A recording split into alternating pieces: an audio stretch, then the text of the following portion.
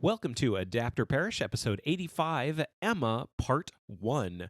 We're celebrating Valentine's Day all month with a two-part look at Jane Austen's wannabe-Cupid, Emma Woodhouse.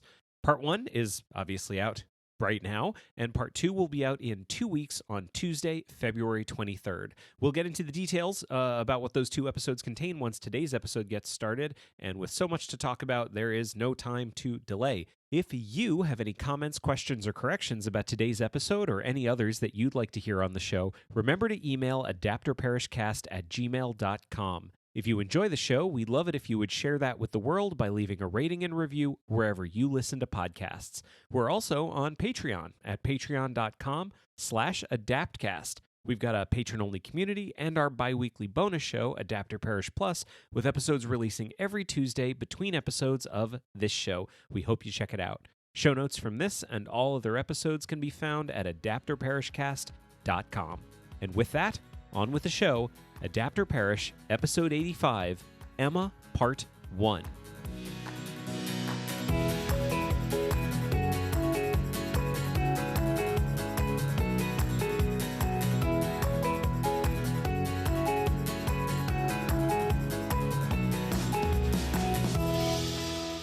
Hello and welcome to Adapt or Perish, the podcast about adaptation. I'm Jeremy Latour. And I'm Arielle Lipshaw, and today we will be discussing Emma by Jane Austen.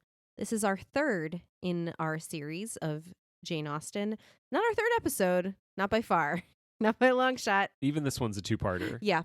But this is our third Jane Austen novel that we are covering. We did Pride and Prejudice, we did Sense and Sensibility, and we are back with the much requested Emma. I think it was very good. I don't know where to go. Like, how do we start with this one? Yeah. It's so big. Can I give a preview for what we're going to be talking about? Yeah. So we're doing a two-parter for this one, and episode 1 is going to be pretty straightforward. We're going to talk about the book for a little bit, and then we're going to talk about the 5 readily available traditional adaptations of Emma. So there was the 1972 BBC miniseries. There was the 1996 Gwyneth Paltrow theatrical movie. There was the also 1996 Kate Beckinsale TV movie.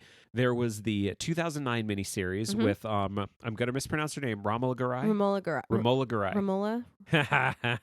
Here's the deal. Between now and when we actually talk about it, we will find out how to pronounce her name correctly. Great. And then finally, there was the 2020 movie that just came out very recently with Anya Taylor-Joy. Yes. So that's what we're talking about in this episode. Then in 2 weeks, we're going to be doing Emma Part 2. And that one's going to be more about the more we're going to be talking about Clueless. I mean, yeah, the non-traditional ones. So there was the movie Clueless, there was the movie Aisha, and there are 2 YouTube maxi series that we're going to talk about. They're the non-traditional Emmas, but just 2 episodes. Yeah. That's it. Yeah. Unless this episode now turns out to be like what happened with Pride and Prejudice. This one turns out to be 4 hours long. We're going to try to restrain ourselves because no one wants that. I Especially me. I'm well, I don't know if anybody can hear it in my voice. We have been sick. Our child brought home his first cold from daycare. And in these times, it is a little bit scary and dramatic when your kid is sick because you have to take them for a COVID test, which is traumatic in and of itself. But he did not have COVID, thank goodness. What he had was a cold, and he was fine within 48 hours. Jeremy got it and is now fine. I got it, and I am still sick. That's usually how it goes. That's usually how it goes. This is his first cold. He did great. He did great. He was a pitiful little trooper, and he did a great job. Yeah. He still kind of has a runny nose. It is funny. I will just say before we dive into Emma, just in our little talk show chat part of the show, the fact that Jeremy and I both instantly got sick really is sort of a scary indication of how much fluid your child is sharing with your body at all times, because there have been multiple times in the past where I had a cold and Jeremy did not get sick, and we live together and sleep in the same bed. So think of how much how much more air and fluid you're exchanging with your child. I mean, you never, when you're eating food, you never go, I'm going to eat this bite. I'm going to eat this bite. And you know what, Jeremy?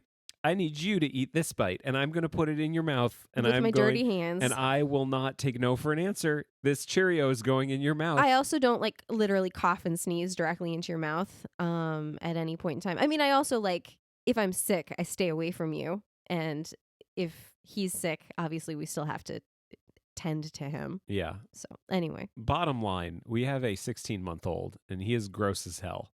And a disgusting little vector. But he's very cute. He's adorable, but he's disgusting. Yeah. He's really, really gross. He also poops his pants. He does poop his pants. Anyway, I pride It's ourselves. very normal. I really pride myself on just how short our pre-shows are. I like that our show really gets to the entree. Like the appetizer is always very small. But we talk about our baby for a little bit, and then we move on to the subject of the episode. But I did want to apologize in advance, and also. We don't often acknowledge when we record in 2 sessions. We are planning on recording this one episode in 2 sessions just for the way our schedule worked out. So it's very possible I may sound totally different in like the second half of the episode if I start feeling better tomorrow. You don't even sound that bad. I sound bad to myself, but like my ears are stuffy too. So I yeah. don't know. Anyway, it doesn't matter. Let's talk about Emma. Let's get to part 1. Emma. Yeah. Let's start with this book. Well, it's funny because like I don't think I've read it. So the LibriVox dramatic reading, I was Miss Bates. Just remind everyone what LibriVox is for those that don't know. LibriVox, free public domain audiobooks that are available on the internet, and you can have them. They're great. So if you find the Emma dramatic reading, as I say, I was Miss Bates. So I've read the chapters. This is what it is. I've read the chapters that Miss Bates is in, but I don't think I'd ever actually read the book cover to cover before. Which versions had you seen before now? I had seen Gwyneth Paltrow. Mm-hmm. I don't know if I had seen the Kate Beckinsale one. And the Romola Garai, like, I had been wanting to see it for a long time. But, like, once I sort of was aware of it, I mean, it was 2009. So I don't know why I never really watched it. But, like, in the last couple of years, I never watched it because I wanted to do it for the show. So not as much experience as, like, Pride and Prejudice? No. Or Sense and Sensibility? Or Sense and Sensibility. No, this was newer to me. I was familiar with the bones of the plot. So, wait, hey, sweetie. Yeah. I got a question for you. Yeah. What did you think of Emma, the I book? mean, it's great. Like, Jane Austen's, I don't know if you know this, Jane Austen's great. I mean, do you know that? Yeah, I do. The thing that struck me this time reading Jane Austen, a little bit more than Pride and Prejudice and Sense and Sensibility, was just how much like really modern sentiments were written in her vernacular that I really enjoyed. There were like a couple that jumped out at me. They're not these quotes are not like super important to the story, but these were the only things I highlighted. Can I read a couple to you? Yeah, there's one that I want to point out. I don't know if it's the same as what you have. I don't know. Yeah, go ahead. One is indeed, you injure me if you suppose me unconvinced. Your reasonings carry my judgment along with them entirely. What's the way we say that to each other all the time?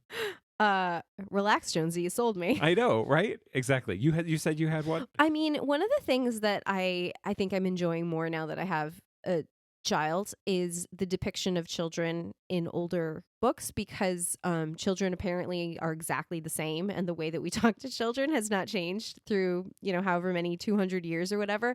Because I don't have it in front of me, but there's a part in the book where Emma's nieces and nephews have come to stay, her like little nieces and nephews, and her father says, Henry asked me for a knife, but I told him that knives were only for grandpapas. And that's exactly what you would say. Like, no, knives are only for mamas and dadas. Knives are only for adults. Mm-hmm. Oh, man, there were a couple that jumped out as me as well. Like, I love Emma denied none of it aloud and agreed to none of it in private. Yes. That was a good one.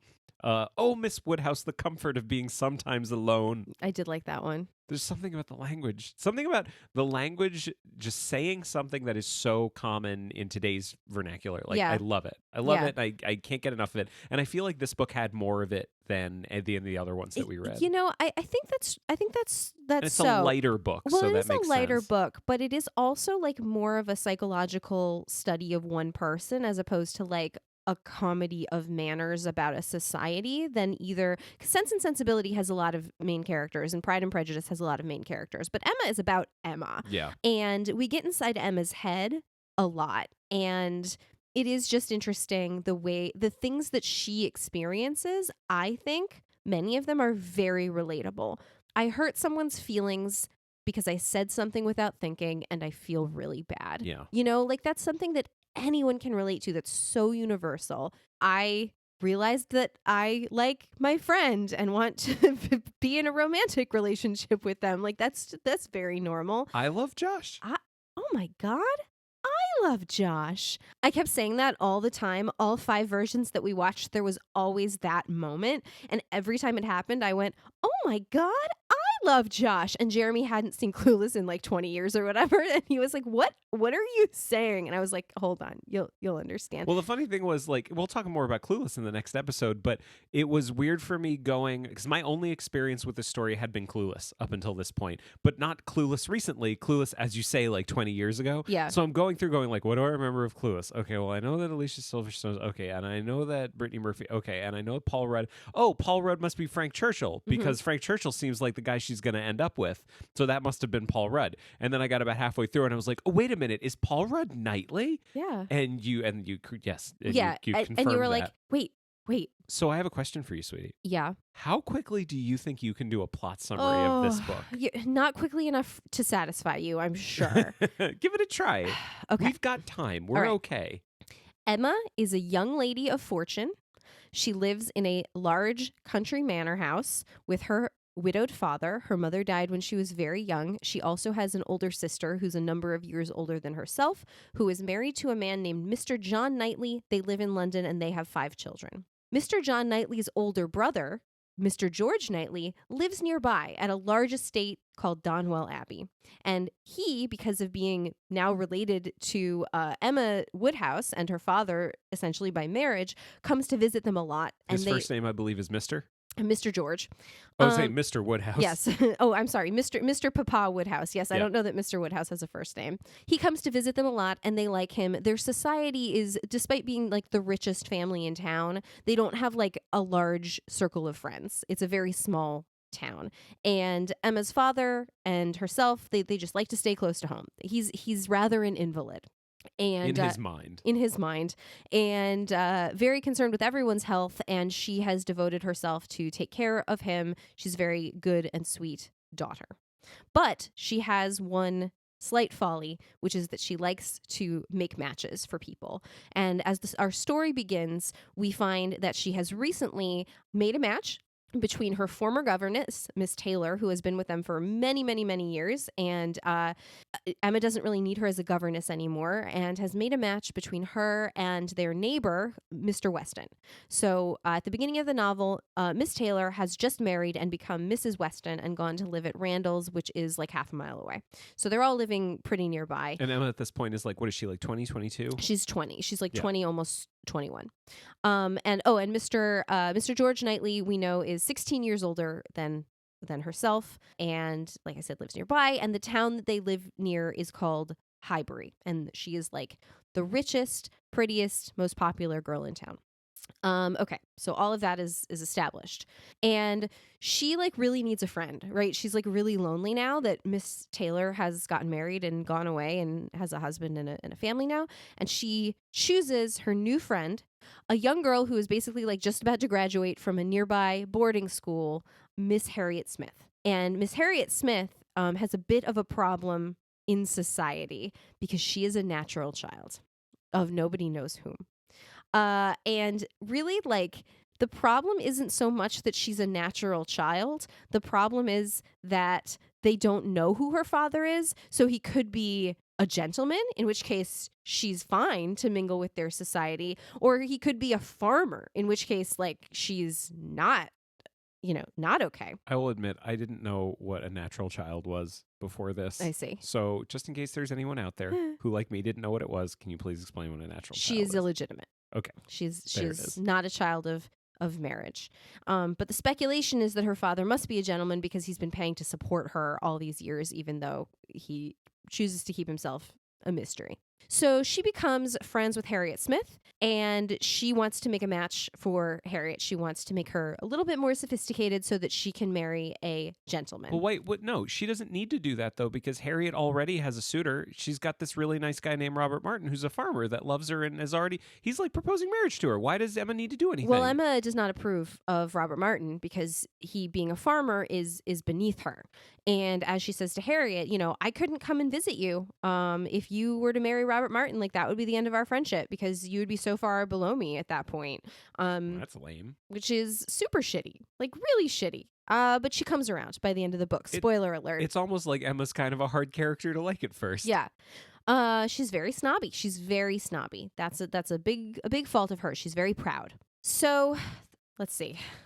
The other person in which Emma has quite an interest is Mr. Weston's son, Frank Churchill, who was sent away many, many years ago after his mother died. That was Mr. Weston's first wife, to live with an aunt and uncle who paid for his education and brought him up. And he took their last name of Churchill, which is why his last name is Churchill, not Weston. And he's never really been able to visit his father because his aunt likes to keep him very close to home, and she's very sick. She says she's sick. Well, clearly she's pretending. Everyone says, oh, she's pretending to be sick until she dies. And then they were like, oh, I guess we should have believed her. So Frank Churchill comes to town, and Emma always has had this idea that like she would marry Frank Churchill someday. She's never really been interested in any man because the selection in the town is not great. But Frank Churchill, she sees a prospect. So he does come to town, and they immediately form like a very strong friendship. So that's Frank Churchill. The other important character in the story is a young woman whose name is Jane Fairfax. Jane Fairfax is also a motherless child. There's a bit of a theme going on here, and she was sent away as a much younger child to go live with the parents of her friend to be a companion for their daughter, Colonel and Mrs. Campbell, and she has just left them because the daughter has gotten married. So there's not really a place for her in their home anymore, and she's come back to Highbury to live with her aunt, Miss Bates, and her grandmother, Mrs. Bates, who are gentlewomen in reduced circumstances. They are gentlewomen, but they don't have money anymore, so they are quite poor. And Miss Bates talks a lot and is very annoying. Well, this Jane sounds like she has nothing going for her whatsoever. Well, she's probably really boring and not talented at all. The problem with Jane is that she's that girl in high school who just did everything a little bit better than you. And so everyone thought that the two of you, of course, would be friends, but actually you were bitter rivals. Not that I ever had that circumstance with anybody ever. And so she is just perfect. She plays the piano so beautifully. Yes. Did you? Who are they? Say their first name. I shan't. Say their first name. Well, listen. What's their first name? Jennifer.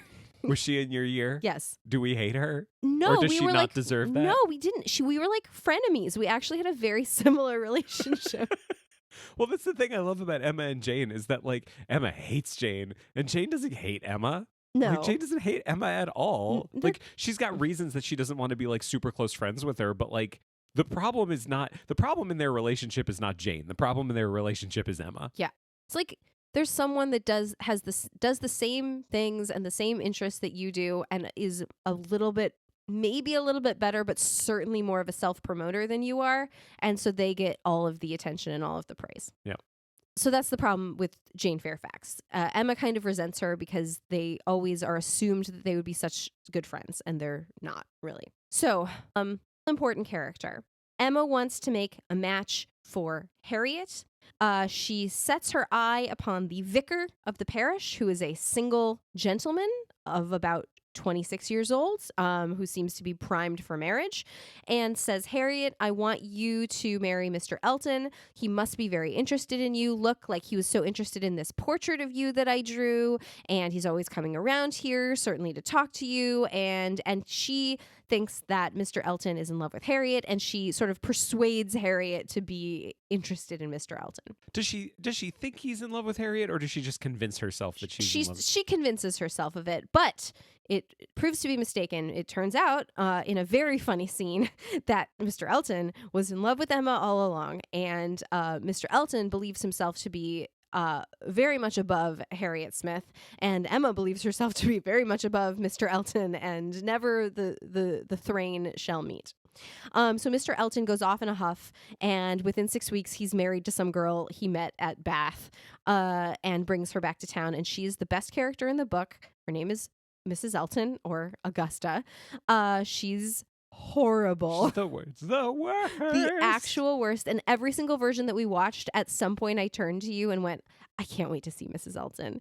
Mrs. Elton is amazing. She's so shitty to everyone. Everyone hates her. That's what's so great about her. Like, no one like tries to say to Emma, like, oh, just give her a chance. Like, she's okay. Not like Miss Bates. Not like Miss Bates. Mrs. Elton, everyone's like, oh, this woman is terrible, and this man is also terrible, so he kind of deserves his fate here.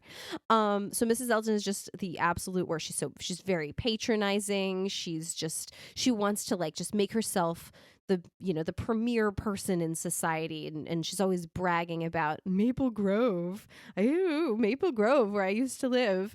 And she's just fancies herself above everyone, and she is not.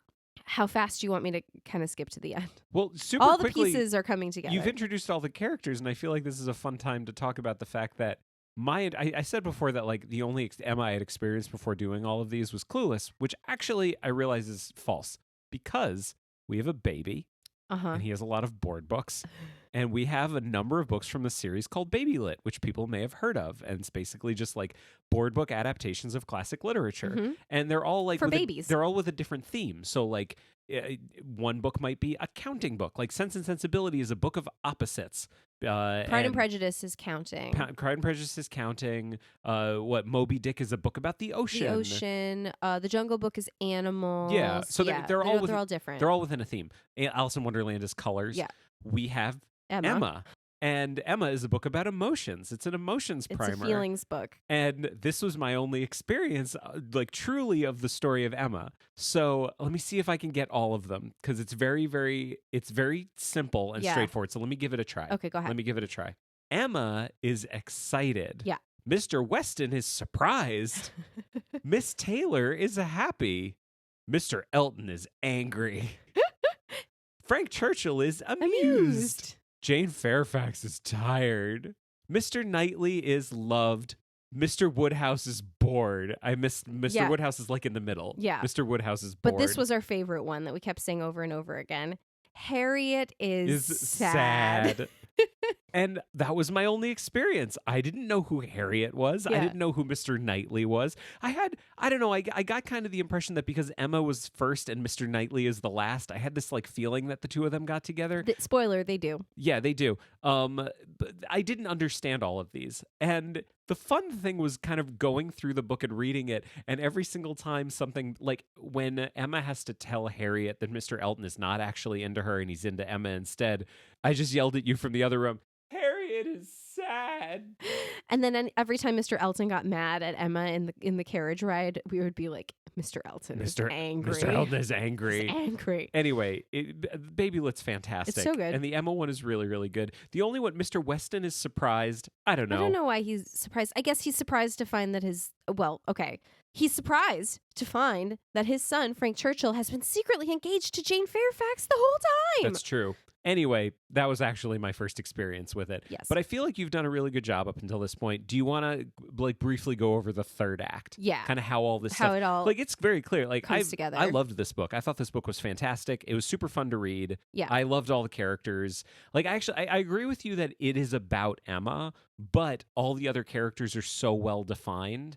I would say even more so than like Sense and Sensibility and Pride and Prejudice for me. I just enjoyed it. Like I enjoyed seeing what happened to these characters, and the stakes were so low. Yeah. Like that was the other thing that made it fun. Like Pride and Prejudice, the stakes are very, very high. And in Sense and Sensibility, the stakes are high. I mean, yeah, like Marianne almost dies. Yeah. Like, yeah, the stakes are high there. Yeah, nobody almost dies in Emma. Yeah, it's basically like the cad. So there's always the character of the cad. Yeah. As we've read these, because we did Pride and Prejudice, then Sensibility, and then this, the cad has gotten like less and less offensive. Yeah. Because the cad in Pride and Prejudice, he is a goddamn piece of shit. Yeah. He's terrible. The cad in Sense and Sensibility we just don't like him. He's not great. He's not a good person, but like they forgive him, and we just don't want him to be with the main characters. The cat in this one is Frank Churchill. Yeah. Because he kind of lies to everybody. Yes, but he's redeemed because we get it. Yeah, we get it. He was always faithful to Jane Fairfax, and his biggest sin is kind of having fun with the fact that he had a secret and making Emma feel bad. And well, everyone thought that Emma was in love. Like everyone thought that the news of his engagement would be a huge disappointment to Emma because they thought she was in love with him, especially Mrs. Weston, who is in a delicate condition, which is great. She's Brigante. Yeah.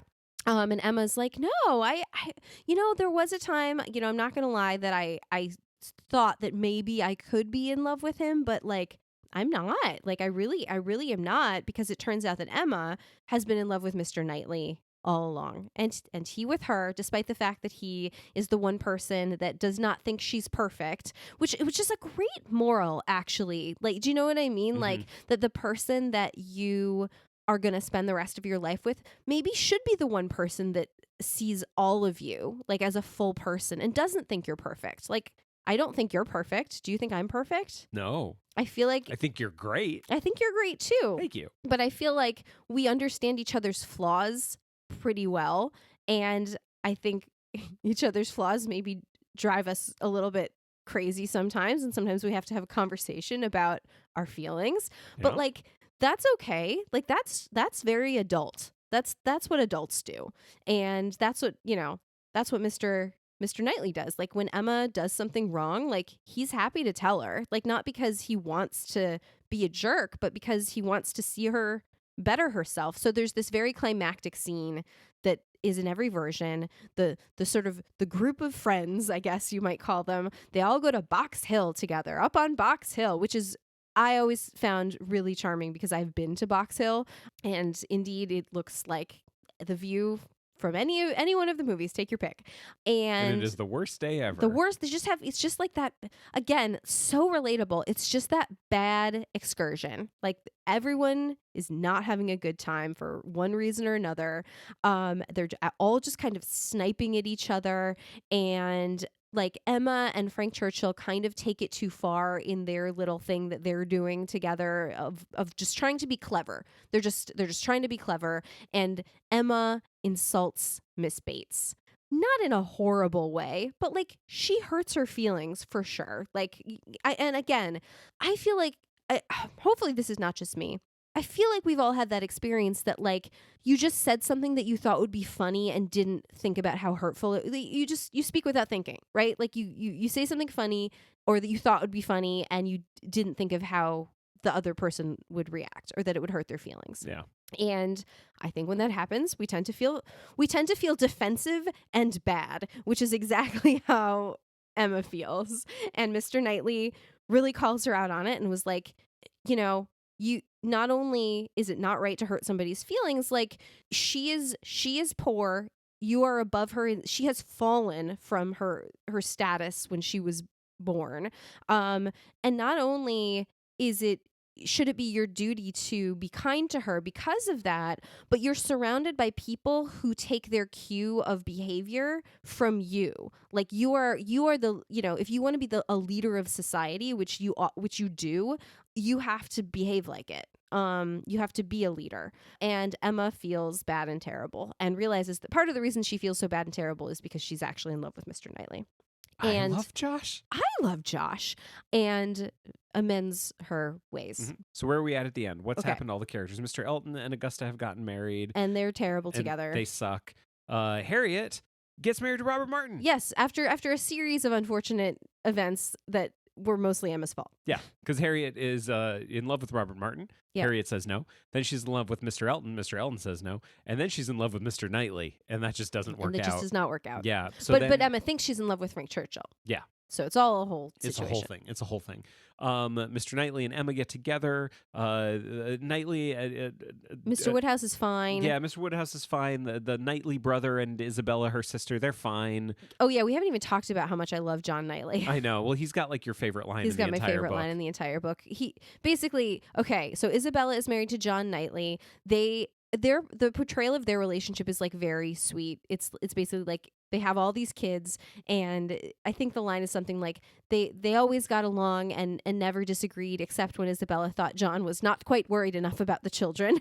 So I like the way that their relationship is portrayed. Again, it's an adult relationship, but John is just super grumpy, and he likes to be at home. He likes to be with he likes his wife, and he likes his kids, and he likes to be at home with them.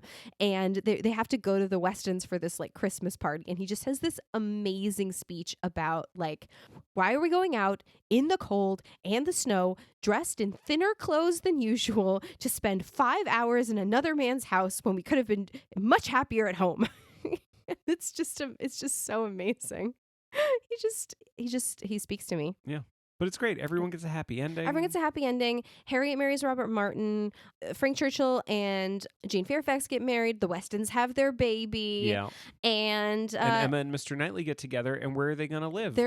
Right, because her father, of course, cannot remove. He is a fixture, and she can never leave him because then he would be alone. So Knightley agrees to come to live with them at Hartfield for as long as necessary. Yeah. For as long as Mr. Woodhouse wishes. Yes. Or is alive. Yeah. Perhaps not very long. Mm-hmm. And that's the end of the book. It's a great book, and I found it charming. I found it charming as well. I enjoyed it.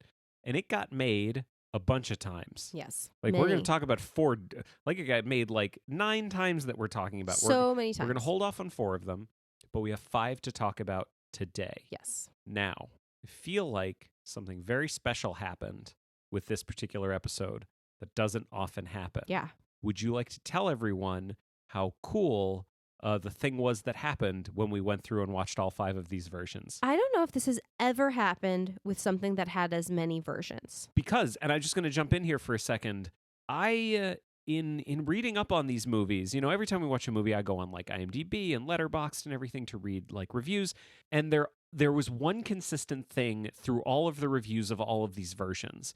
There were always people who needed to say that this particular version was their favorite, but also put down another one at the same time. Yeah. Like, a lot of people that I read love the Kate Beckinsale one, but the only way they could express it was by shitting on the Gwyneth Paltrow one. Yeah. Or loved the, Romola Garai one, but could only express that by shitting on like the Anya Taylor-Joy one that came out last year. Yeah. Like whatever. There always seemed to be this competition between all of them. Yeah. So I kind of went into this going, I don't know whether any of these are going to be good. I don't know which ones are going to suck, because there's always, every time we do this, something sucks. Yes. And something's very good, but we never know beforehand. Yeah. And sometimes our expectations are not met. Yeah. And sometimes people are like, this is my favorite. And we watch it and we're like, how is that possible? Ooh. Okay, so here's what happened.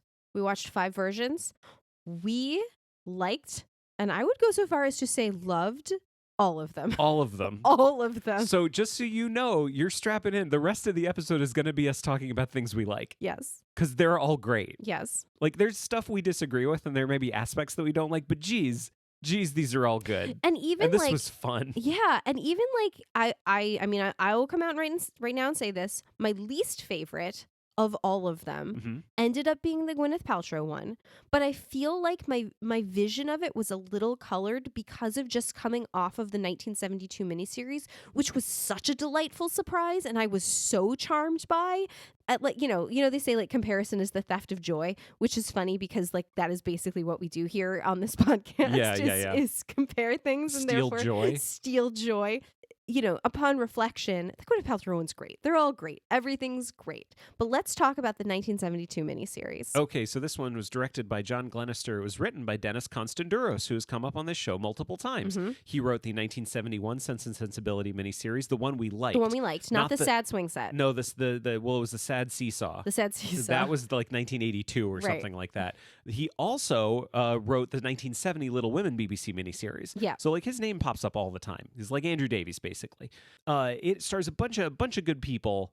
I don't know that it's worth getting into the cast. Like, I think it's worth saying like Doran Goodwin plays Emma, and John Carson plays Mr. Knightley, and Donald Eccles plays Mr. Woodhouse. These were like the 3 people that I think we liked the most, and enjoyed the most, because they're like the 3 main characters. One thing about casting that I thought was delightful: Isabella and John. her husband, John Knightley, and all of their kids. Their many children. Real goddamn family. That's very The sweet. Teagues. It was great. In the credits, it's like Mrs. Teague, like her name is Teague and his name is Teague, and the children were all played by the Teague family, which is adorable, and I love it. It's very cute. This one started out rough. I mean, again, this is sort of unusually, this was a mini series that really grew on us. Like after the first episode, we were like, oh no. Oh no. This is going to take forever and it's going to be just this forever. I think Papa Woodhouse, I think, was a little over the top at the beginning for us. He was a lot over the top at the beginning. Like, he struck me as not being an older gentleman who had anxiety. Yeah. He struck me as someone who was like delusional and everyone just placated or him. had some dementia. Yes. You know, yeah. Like, I think that might have been slightly what he was. He was just very anxious. Yeah. About everything genuinely all the time. Intense all the time. Yeah. But like he kind of mellowed on us. I don't know if it was his performance that mellowed or just we found it a little more charming as it went. I think his performance mellowed. I feel like my first impression of Knightley was like, oh my God, he's so old. And he kind of grew on me. It was the moment that he grew on us was the moment that he saved Harriet at the dance. So just super quick. Yeah. So there's this big ball that they all go to, and Harriet now has been snubbed by Mr. Elton, and he's there with his new wife. She's so sad. And Harriet is sad. And basically, Mrs. Weston, Miss Taylor / Mrs. Weston has asked Mr. Elton if he wants to dance with Harriet, and he goes, "Fuck no," and then walks off, despite the fact that Harriet is sad. And Mr. Knightley sees this, and he does not cotton to that, so he marches across the room and says, "Miss, would you like to dance?" And that's the moment that she falls in love with Mr. Knightley, which is a problem. But anyway, it turns out not to be that bad. But like that moment. That's like one of the moments that's in every single version because it speaks so much to Mr. Knightley's character. That was the moment that he won me over. Yeah. Just like in that, it wasn't even that moment, just that episode. He did a number of things that made me go, I really like his portrayal. I liked He's it too. He's a really sweet guy. I liked it too. Emma took the longest time to grow on me. Yeah, I felt so too. She was just and of all the Emmas, still probably my least favorite. Yeah, she was just. I mean, I think this is a common theme. Like her performance was extremely theatrical. This is an actress whose features are a little bit exaggerated to begin with. Like just her natural face is that way, and so like. When she smiles, it's a lot. Like when she frowns, it's a lot. Like she just has really big eyes, and just some of her facial expressions were a lot. Were very theatrical and perhaps not meant for close up. But you know what? You know what it is? What is it? You know what it is? Because what we're talking about is the performances being a little bit theatrical and a little bit over the top. But you know what I think saves it? And this just occurred to me. What's that? None of it felt, you know how we watch something sometimes and go like, oh my God, that person was just in a different movie. Like everything was consistent. The tone. It's all about tone. The tone was consistent. And I think that's what saved it. And as you say, like even sort of allowed this Emma to grow on us. So do you agree? Yeah, I completely agree with that. Yeah, I guess the one big thing that I would think of as far as like my biggest criticism of it, and this isn't really the show's fault. This is just the nature of the game of making a miniseries on the BBC in the early 70s.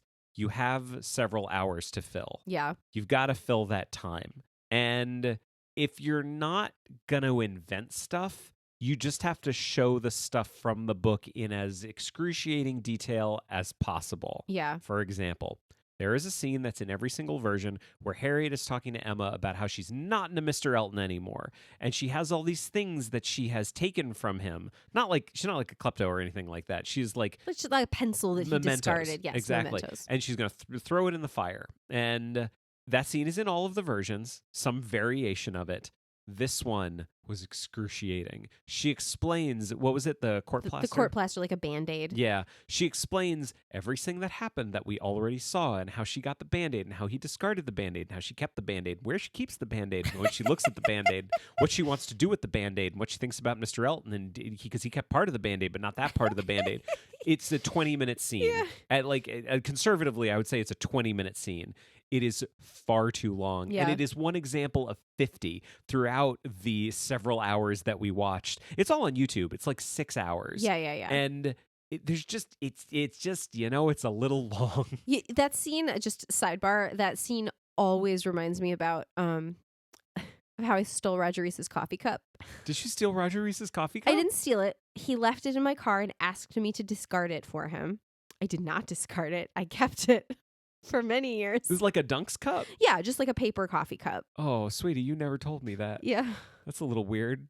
I mean, I dumped the coffee out. I just kept the cup. Oh, I'm sure. Yeah. That's the kind of thing where you're like I have his DNA. Yeah. One day I will clone him. Yeah. I just, I threw it away eventually. Good. Anyway. Just as much as Harriet did with the court plaster. I mean, not because I was like disillusioned with Roger Reese, just because I thought this is gross. I mean, here's the thing. The real coffee cup was the friends we made along the That's way. right, We that's always right. know that. Let me give you another example. There's a scene that's in every version. So Harriet is Sweetie, that's genuinely creepy. How long did you keep it for? I mean, I don't know, a year or two. I didn't make it into a locket and hold it into my bosom. I just left it in the cup holder of my car and didn't throw it away. Okay. I don't think it's that weird. All right. There's no like shrine or anything No, like that, right? No. And then I just, one day I was like, you know what? I'm done, and threw it away. Okay. So there's this scene that's in every version or almost every version so like Harriet is making a little book of like funny sayings or like little rhymes that people give her. And Mr. Elton is like, oh, I can contribute one. My friend wrote it. It's like a riddle, right? And they have to like kind of decipher it. And this scene basically does the decipher in this version, like word for word from the book. And I just wrote down like, wordplay is boring. Like it's not the same spoken as on the page. It's like the monarch of the seas is, well, that's court. No, it's ship. It's like they have to discover the word courtship. It's so stupid. It matters in the book. It doesn't matter for our conversation. It doesn't matter for our purposes. But it's just like wordplay is boring. Like, why is this such a long scene? I will say, one other thing to say about this version. Sure. Frank Churchill was one of the cutest Frank Churchills that we saw. There's this little scene that we thought was so funny that, again, no reason for this. This is not even from the book. Like, they just added this, like, in order to give him a little bit. There's this store, Ford's, that everybody goes to. Everybody goes to Ford's. It's like the general store. And he goes into Ford's to buy some gloves. And there's the scene where he's like talking to like Mrs. Ford, like, "Oh, can I buy some gloves? I'm afraid I have very small hands." We're like, why did you need to invent the detail of Frank Churchill? He has very small hands. But it comes up later too. It did. Like, why did it come up later? I don't remember. It did. It came up later that like his hands were small. Anyway, but he's super cute and adorable, and I really liked Frank Churchill in this. Yeah. Do you know what's the moment that won me over for like the whole show? Sure. There's a scene between Emma and Mr. Knightley where she is sitting at basically they're in one of the rooms, and she's doing a sewing project. They're having a heightened conversation. Yeah. It's a little bit heightened. It's a little adversarial, as many of their conversations are. And this is one of those things that would never be in the text. This is one of the things that they would have to invent. I don't even know if it was in the script. I don't know if it was something they invented in rehearsals, or I don't even know if they had rehearsals for these things. Who can say? But the bit of business that Emma has to do during the entire scene is she's trying to find a pair of scissors. Yeah. As they're having their dialogue, she is searching the entire room for something. Yeah. She finally sits down completely. She's given up that she can't find it. She's been talking the entire time. And then Mr. Knightley says his line. He is now responding to her argument, and he's giving her a very cogent response that is kind of tearing her argument to shreds. But while he's doing it, he reaches delicately under the sewing, pulls out a pair of scissors, and hands it to her. And it's beautiful. It was very sweet. Genuinely beautiful. Like just a really, really great bit of business to do, where you actually have their physical action informing their characters. Yeah. And I love that. And that moment right there was the point that made me go from like, this is boring and we have to watch 6 hours of it, to, oh, wait a second. Is this good? I think this might be good. I think that was the same scene that turned me around too, because she had like a genuinely funny line that I really laughed at. I think she was complaining about Mrs. Elton and how terrible she is, and like she wants me to start a musical society with her. Like, can you imagine the nerve? And I think Mr. Knightley just says like, and shall you?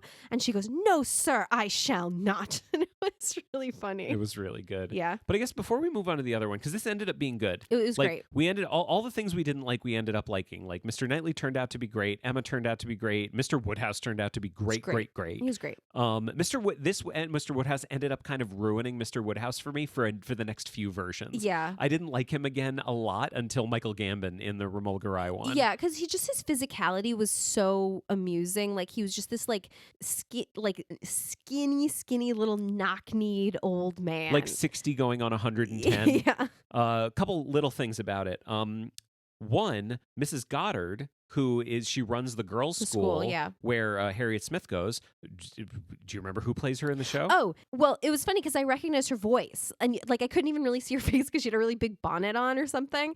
And I was like, "Is that Molly Sugden?" And you were like, "Who's Molly Sugden?" And I was like, "Look her up." And you were like, "Oh yes, from Are You Being Served?" It was great. Yep. One other little thing, they make a change to the plot. And it's a very minor change, but it has to do with the thing you were talking about when Emma insults Miss Bates. Mm-hmm. And I liked this because in the book, she never apologizes to Miss Bates. She doesn't. She goes to see her, but she doesn't actually like apologize. Their relationship gets better, yeah. But an apology is never made nor accepted. In this one, though, she apologizes to Miss Bates. Yeah. And I'm not saying she should have apologized in the book. I'm not saying that like it's better this way. I just liked it. Yeah. I liked it and I appreciated it. And I just think the Miss Bates storyline is not the most important storyline in the book. So if you want to make some changes to it, I think that's fine. Yeah. And I just feel like if the point of the book is showing the character growth of Emma Woodhouse from the beginning to the end, that's a great way to show character growth. Mm-hmm. And I appreciated it. Yeah. Do you want to move on? Yeah, let's move on. So then we jump forward like 24 years to 1996. Where there were two versions of Emma that came out. Let's start with the one that was released first, the Gwyneth Paltrow one. Okay. So it's a theatrical movie. I still remember when this came out. I remember seeing the commercials for it on TV. I didn't know what the fuck it was about. I just know it was Emma. She's like, I knew there's a huge Cupid vibe going on in all the ad campaigns for it. Okay. Because like the posters, her with the arrow and everything like that. Yeah. Like it was very clear, like just from seeing the commercials and stuff, that it was about her like being a matchmaker. Right. Which is fair because that's what it's about. Yeah. It was written and directed by Douglas McGrath. He has written and directed a number of different things. This is super cool. He wanted to adapt Emma since he read it in college. He co-wrote Bullets Over Broadway with Woody Allen and got an Oscar nomination for it. And he used that as leverage. He'd never directed before, but suddenly like he was an Oscar-nominated screenwriter and wanted to direct. And so Hollywood came calling. Hollywood, in this case, played by Harvey Weinstein, which is shitty. It's not good. But like, here we are. What can you do? What can you do in retrospect? Basically, like, what do you want to do? And he says, I want to make Emma. That's what I want to do. What now? But I have an idea. Here's what we're going to do. We're going to modernize it. It's going to be a modern day retelling of Emma. And I'm going to set it. I'm sorry, what's going on? What's Clueless? What's Clueless? Clue what? Whatless? What?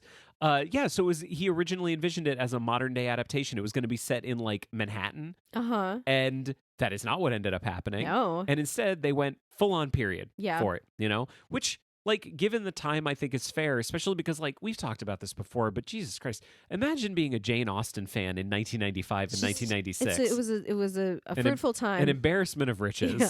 Not just, like, a bunch of adaptations, but good adaptations, which, not for nothing. That is not super likely. Yes. So they pivoted and they went full-on costume drama. Yep. Like, full-on period, all that kind of stuff. Do you want to talk about the costumes, or do you want to wait on that? Let's just get into it for a second Okay. first. Costumes were by Ruth Myers. She was Oscar nominated for The Addams Family, which we enjoy a great deal. Yeah. Costumes in that are fantastic. And Emma, got an Oscar nomination for her costumes in this movie. Uh-huh. BAFTA nominated for her costumes in LA Confidential.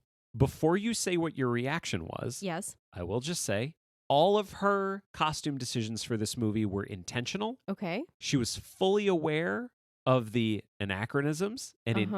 and historical inaccuracies in her costumes. But she wanted to show a little skin. That was what she wanted. Apparently, she drew a parallel between this time period and like the 20s. She was going for like a flapper thing. Uh-huh. All I'm saying is what she said. Okay. Do you have some beef?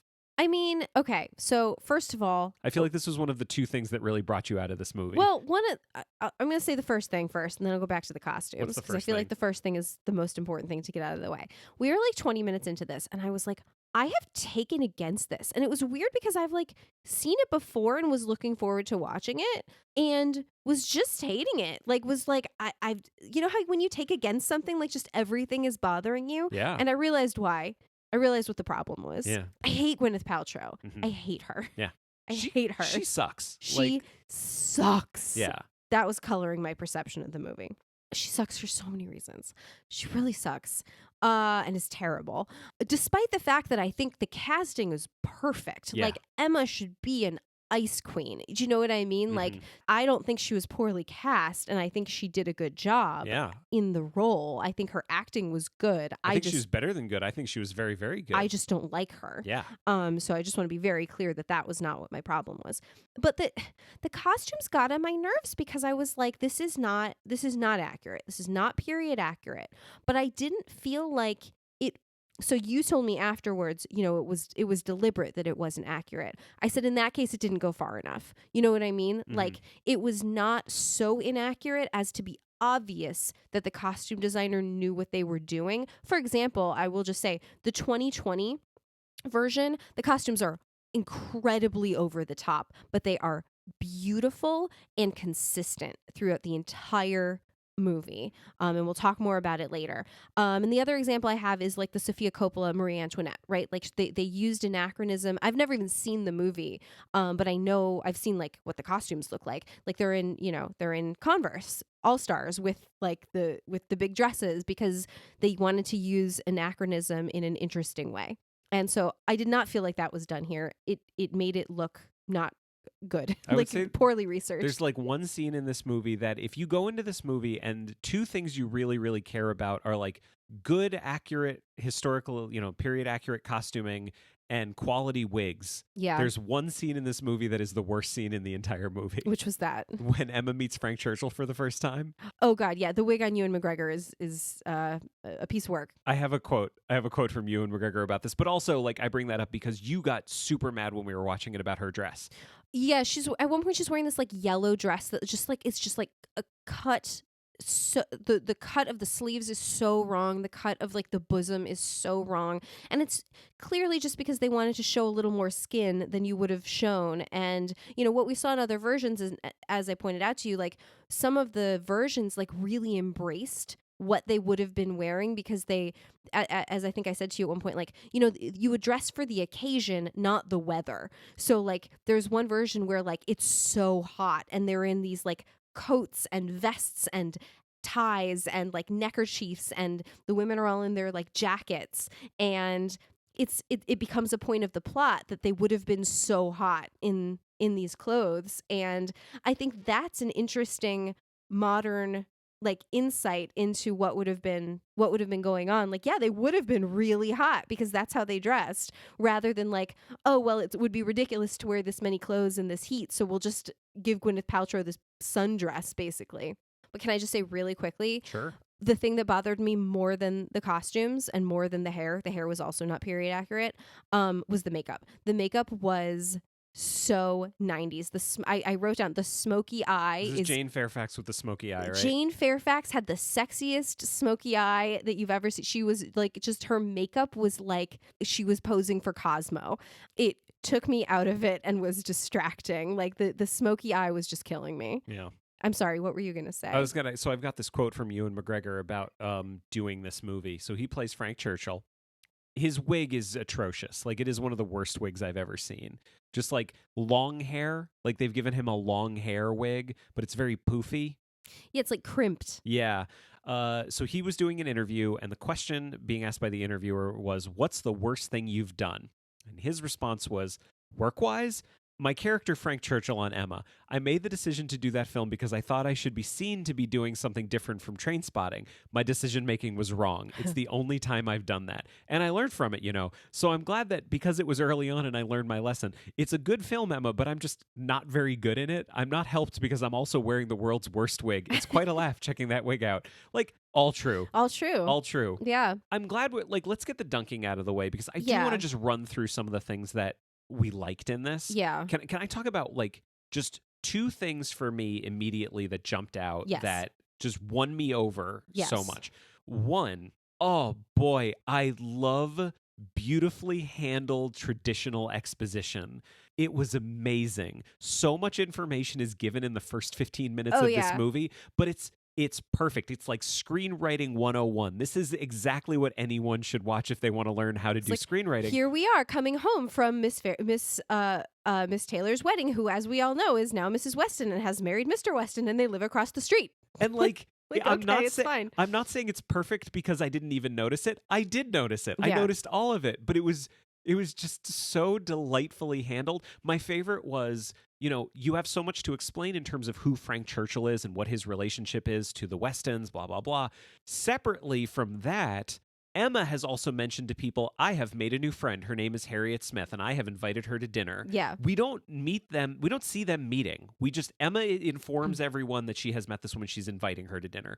So she comes to dinner, and that's how the audience is introduced to Harriet Smith. And she's sitting at the dinner table, sitting next to Mr. Weston, and he is telling everyone about Frank Churchill. But here's someone at the dinner table who doesn't know what the relationship is between Frank Churchill and Mr. Weston. Explain it. He must explain everything to her. So it's a father telling someone about his son. Yeah. And it makes perfect sense. I loved the exposition in this movie. I thought it was just old-fashioned and delightful, and I loved it. Yeah. I mean, you say sort of screenwriting 101. The screenwriting, I thought it was quite clear that it was someone that had originally wanted to do a modern adaptation. Yes. Because a lot of like the subtext was just made text and spoken in a very modern way. Like, I don't necessarily have a specific example that I can think of, but like a lot of the text was I think I said to you at one point, it's like, those like quote unquote translations of Shakespeare that have the original text on one side and like the modernized text on the other side. That's kind of what it felt like.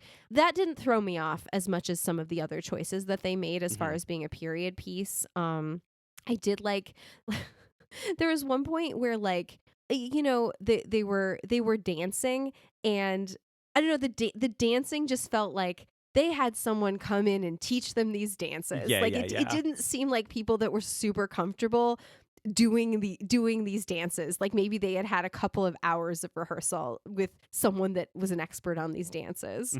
Anyway, I'm sorry, what were you going to say? No, so the only other thing I was going to say that also struck me immediately, the casting is perfect. The casting is great. The casting is so good across everything. Like, just to run through everyone, we already talked about Gwyneth Paltrow as like as obnoxious like goop fucking stupid. Anyway, I think my favorite person in this entire movie was Toni Collette. Oh, Toni Collette's the best thing in everything she's in. Like, that's no surprise. She's incredible. I saw like this like a tweet, a master's thesis in the form of a tweet about Toni Collette as an actor, and it was basically like she is the female version of Daniel Day-Lewis, but no one ever gives her the credit for it that they give to Daniel Day-Lewis. Yeah, she's a different person or Gary Oldman or something like that. Yeah. She is a different character in everything she's ever in. She's incredible. Yeah. And she doesn't get the credit she deserves. And I would call her extremely underrated. But her Harriet Smith, I loved. Yeah. I thought she was incredible. Alan Cumming as Mr. Elton. He's great. He's perfectly cast. He's so good. He's such a shit. Ewan McGregor is Frank Churchill, despite the fact that he has reservations about his performance in it. And yes, the wig is terrible. Yeah. He's good. He's fine. He's good. I think he's hard on himself. I loved Jeremy Northam as Mr. Knightley. Oh, he's very good. One of my favorite scenes in the movie is fully invented, and it's the archery scene between him and Emma. And it is just delightful, modern. It's so modern. It's modern so in it's modern in the humor. It's modern in the way they talk to each other. It's modern in the film. Everything about it is modern. Remember when he's like, please don't shoot my dog. It was incredible. Like, that scene was my favorite scene in the entire movie. It's the scene, I was already like enjoying it, but the scene totally won me over. I love it. Greta Scacchi and James Cosmo as Mr. and Mrs. Weston are really, really good. Juliette Stevenson as Mrs. Elton. Oh, she's so good. She was just, so good. Sophie Thompson and Phillida Law as Miss Bates and Mrs. Bates. I think all of this just goes to show how many deficiencies you can make up for with casting. Mm-hmm. Like, if you cast the right people, it is 90 to 95% of the job done. I really believe that. I know it's very true for theater. I may be a little bit less true for movies because you're trying to do other stuff too. But like, the cast in this is so perfect, and there were so many things wrong with the production that should not have worked, and worked because the cast was so good. Yeah. But like Sophie Thompson, I feel like more than anyone in the movie, she showed up. Yeah. She showed up she showed up with a fully formed, unique interpretation of the character. I don't think anyone else coming to the role would have done it the way she did it. She's a very young Miss Bates. Like, Yeah. we don't know, necessarily think of Miss Bates as being someone in her like early 30s, but like she did such a good job. Yeah, like I look at Jeremy Northam and Gwyneth Paltrow. They could have cast those roles differently, and I think you would have had a similar performance. Yeah. But I don't think anyone else would have done Miss Bates the way Sophie Thompson did. Yeah. Like just that beautiful combination of timidity and complete lack of self-awyerness. Yeah. But Phyllida Law was fucking hysterical. She as had no Mrs. lines. Bates. She She was said nothing. so fucking funny with 0 lines whatsoever. So good. Sophie Thompson's actual mother, by the way, in Yes. case anyone's unaware. Yeah.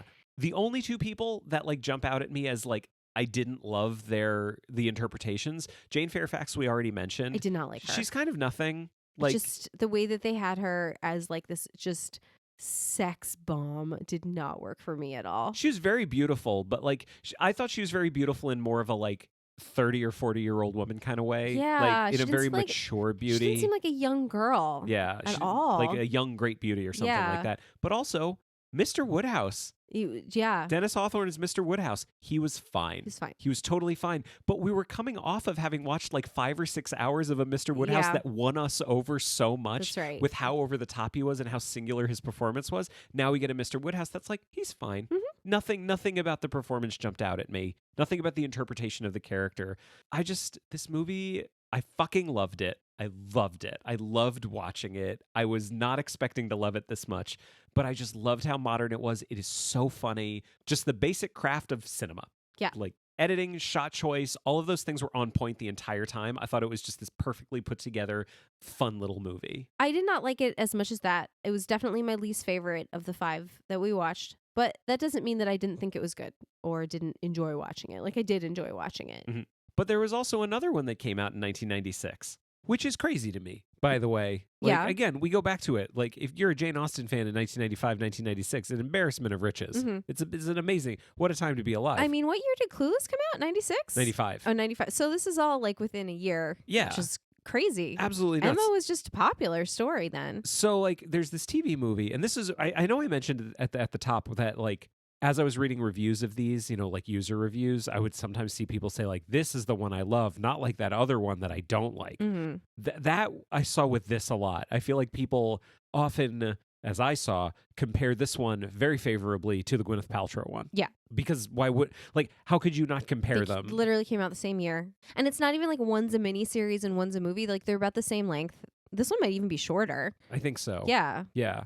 But this one does come with a pedigree. Uh-huh. It's written by Andrew Davies. There it is. Who we're seeing again. The king of adaptation. I'll say the thing about Andrew Davies now that I have been saying a lot recently every time he comes up, which is that I used to think he was infallible, and then I found out that he's a writer like anyone else, and sometimes he does good stuff, and sometimes he does not so good stuff. Uh-huh.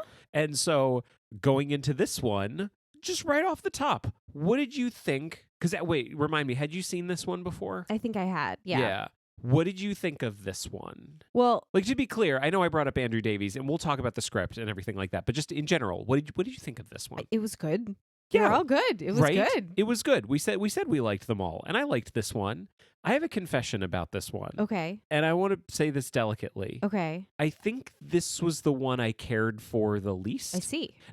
That's the wrong way to say it. This is the one I cared about the least. Uh-huh. It was very good. Yeah. I could tell it was very good. There was a lot of quality on display. A lot of good decisions were made. Yeah. It was a top-notch production. Yeah. I just found myself, especially compared to the rest of them, this was the one that got me the least excited. Mm. It's just, here's Emma. Here is a very good, extremely competent version of Emma. I just don't know that it had as much of a viewpoint from a production standpoint Yeah, I as think the that's other fair. ones did. No, I think that's fair. I think it was serviceable. Very. Serviceable. Extremely. Well, I think competent, serviceable, any good word you can say. I think this version had one thing going for it that almost by definition none of the others could have. Yeah. Which is that the main character of Emma, right? Mhm. Like, one of her characteristics is she's supposed to be beautiful. Yes. Mid-90s Kate Beckinsale. Yeah. Arguably the most beautiful woman in the world. I mean, anything is arguably anything. Arguably, reasonably arguably the most beautiful woman in the world. So She's very pretty. it has that going for it. She is very, very pretty. Yeah. And a good actor. Yes. No, Kate Beckinsale, very, very good. Yes. What's your number one Kate Beckinsale from this time period? Oh, Much Ado About Nothing. Oh, okay. Yeah. Why? What Thought do you you were going think to I say was Cold gonna Comfort Farm. Oh, she's good in that too. I guess I always think about her. I guess I always think of her from Much Ado About Nothing before anything else, because she's very, very pretty in that too. She's pretty in everything. Yes. She's pretty in Serendipity, Yeah. which is very good. Yeah. She's pretty in Underworld, Uh-huh. which is a movie. Yeah. She's But pretty. her look kind of changed It did. as she got older. Yeah. Which, it's unfortunate. But Mhm. anyway, moving on. But like it's good. I like right at the top, one thing that I would say that I did enjoy, like one thing that stood out to me as compared with all of the other versions, Andrew Davies, I am assuming, wrote this kind of stuff into the screenplay. I mean, we could give a lot of credit to the producers, to the director, Darmid Lawrence. Classism Mm-hmm. was kind of beautifully portrayed in this. Oh, yeah. Like, this was the first one that you really noticed. The first, but not the last, that you really noticed the servants, I thought. Yeah. Yeah. They got to be... I felt for the servants many, many I wrote times. strawberry butlers. Like, this was the only one, like, when they go to Box Hill, Yeah. like, they have a lot of people that come with them Yeah. and set up a lot of shit up Box Hill. Yeah. What was the strawberry scene? Oh, so in the book, there's this outing to Box Hill, but the day before, they all go to Donwell Abbey to pick strawberries, and that's this thing that's like been arranged by Mrs. Elton, or she wants to arrange it, and Mr. Knightley's like, no, why would you host something at my house? That doesn't make sense. You're not my wife. And He's like the greatest shutdown of all time. Yeah, it's so good. And it's one of those ones where like this scene is completely intact in every single version that we saw. Because it's so good, you can't improve on it. Yeah. Yeah. Like what does he say? She says, don't worry about anything. I will take charge of this little party, and I will, send out the invitations. And he says, Madam, I'm afraid I can't allow that. There's only one married woman that would ever be free to invite whoever she wants to Donwell Abbey. And Mrs. Elton is a little bit affronted and says, oh, Mrs. Weston, I suppose. And he says, no, Mrs. Knightley. And everyone goes, and until she exists, then she doesn't exist yet. So obviously no one can do that. Yeah, it's in every single version. Yes. So anyway, in every other version, and in fact, how I always imagined it is that they are like out in the woods or the fields picking strawberries, in this like excursion. But in this version, it's these like very cultivated strawberry beds, which actually makes more sense, I guess, when I think about it. But every single person who's out there like picking strawberries for fun, when you go to like a you pick strawberry thing and like pretend to work out in the fields for 5 minutes, it has their own servant assigned to them, and that person's job is to have a little knee pillow that they move for the person, so that when they kneel down to pick the strawberries, they're kneeling on this pillow. And we thought it was charming. We thought it was very funny, and really highlighted just the absurdity, I think, of the way that these people live. And then it was amplified in the next scene when they go to Box Hill, and these poor servants are like carting all of these like chairs and luggage and They things. gotta carry a lot of shit. Yeah, like in like just carrying it all up the hill in their like servants' clothes. And it was funny. and this was directly in comparison to the Gwyneth Paltrow version, because in that one, when they're picking strawberries, it's exactly what you described. Yeah. They're like on this hill in They're the just, woods, like, roaming. and it like clearly it's set up as this tableau to look like like an oil painting or something like Yeah. that. And it's directly in contrast to this. Like those were the two that I think were farthest apart, where they were clearly going for two very, very different things. Yeah. That I think both work really well. Yeah. But this one was very funny. Yeah. This one also had, I think, my favorite grumpy John Knightley, who had, I think, the whole monologue about going to spend 5 hours in another Yeah. man's house in thinner clothes than usual, which clearly was also something that resonated with Andrew Davies as it did with me, because he left that whole speech in. Mm-hmm. I would say, like, can we turn to casting for a second? Sure. The casting didn't grab me Yeah. the way it did for some of the other ones. Like, this is actually one of the ones where I kind of struggle to remember certain people. I kind of feel the same. Like, I'm struggling to picture anyone's face in my mind. Well, one is very easy to picture. Kate Beckinsale. I was going to say Frank Churchill, Why? because he's Raymond Coulthard. He's young Michael Caine in A Muppet Christmas Carol. Right. This is true. This is very true. You even had that moment, because I knew beforehand, but you even had this moment where you're like, why do I recognize him? Yeah. Why do I recognize this person? It's true. He's in your favorite movie. Yeah. One of your favorite movies. Sorry, I don't want to make that. I don't want to put okay. that on you. It's But fine. like, there are people who were good in it. Samantha Bond as Mrs. Weston. Mhm. She's very good. Yeah. She's very good. Prunella Scales is Miss Bates. Yep. They're good. Every single person shows up and does a really good job. Yeah. I don't think there's a weak link in the bunch. But Except there was one performance that we found distracting. Which was? Mrs. Elton. So she's the same actress who's in the Colin Firth Pride and Prejudice. She plays Mrs. Hurst, the other one of Mr. Bingley's sisters, the married sister, and she's very good in that. Lucy Robinson. Yeah, and in this, like, I guess it wasn't like her acting that was at fault. She was trying to do an accent, and we did not understand what accent she was trying to do, and we found it distracting. It was like a weird mix of it. Sometimes it sounded American, sometimes it sounded a little bit Scottish, and sometimes it sounded like sort of West Country. It was rhotic. She had a lot of hard R's, which was very much in contrast to the way that the other people spoke. And I understood what they were trying to do. They were trying to give her a not posh accent to contrast with like the fancy airs that she was putting on. But I don't know if it was the actress doing it wrong or us not understanding what the accent was supposed to be, or a combination of different things, but it did not work for me. It really took me out of it because I couldn't understand what she was trying to do. Is that fair? It is fair. And this also speaks to my greater problem with the casting of it, that it like no one really stood out. I needed a second to remember who played Mrs. Elton. Yeah. Like I this is the only version where I genuinely didn't remember every single person. A couple of people. Here's another one that I honestly don't think the casting, I don't want to necessarily blame it just on the casting, but I think it was a combination of casting and direction. Samantha Morton as Harriet Smith didn't do it for me. Yeah. And the reason she didn't do it for me is because Samantha Morton played this character the version of Harriet that works for me personally in the versions that we watched is a bigger character. Yeah. Someone who wants things and desires things, and yes, sometimes she gets confused and sometimes she like falls in love with someone and sometimes she's sad, but when she has bigger emotions, it allows me to feel a little bit better for her and not just feel like she is someone with no personality and no agency who is being 100% like subsumed by Emma. Does that make sense? Yeah. And Samantha Morton, I just feel like this version of Harriet, there wasn't much there. Yeah. Did you feel like she was playing it almost too naturalistically? Like Yes. she's a very good actor. Very. So I wonder if that's what was happening. I mean, obviously Toni Collette's also a very good actor, so I don't know what I'm saying. But like Toni Collette played it